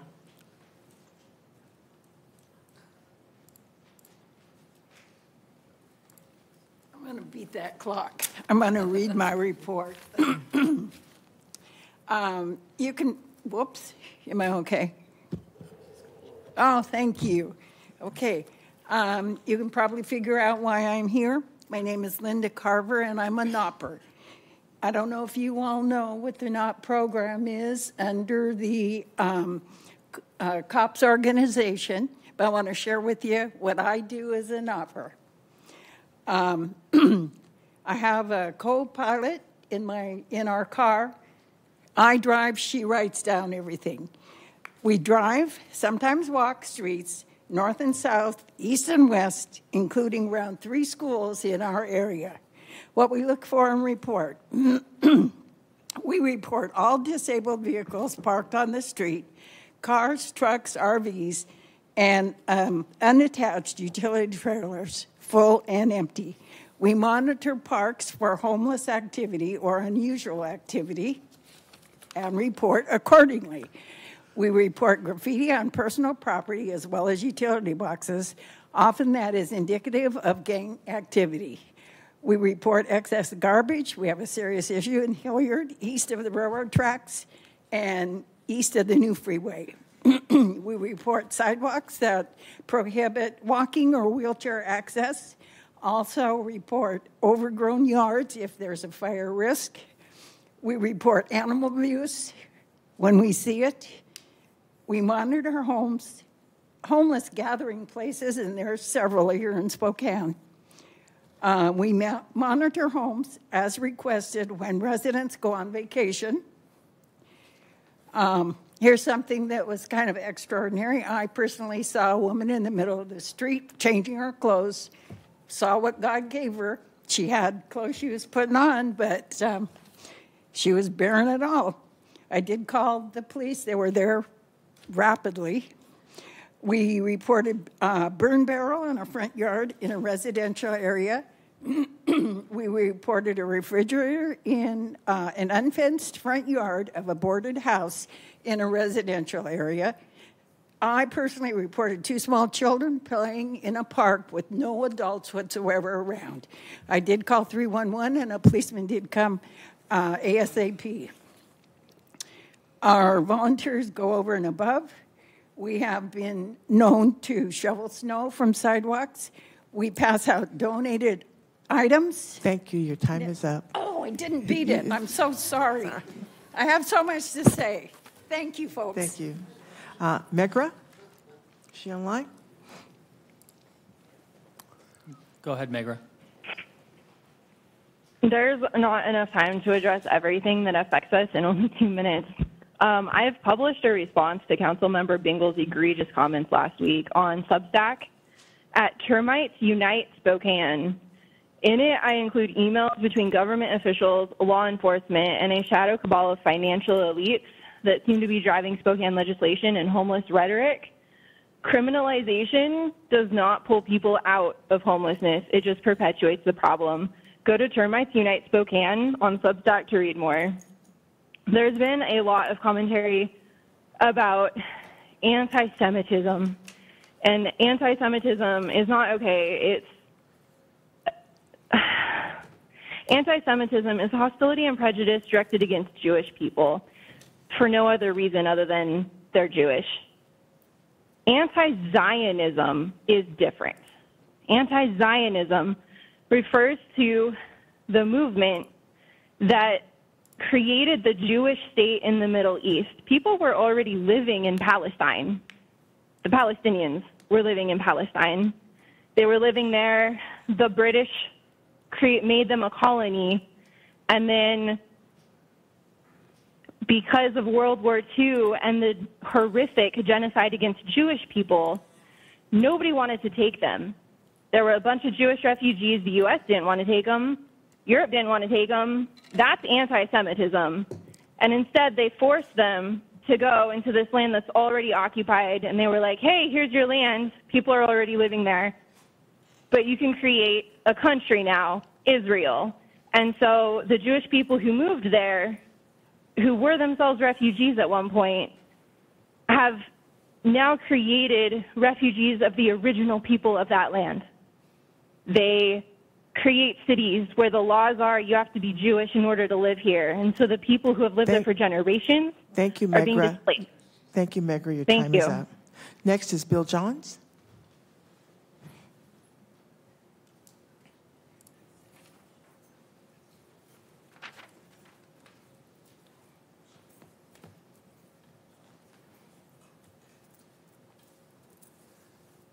I'm a member of Plymouth Congregational Church, and I'm the guy who makes it look like we don't have any trouble there because I keep it cleaned up.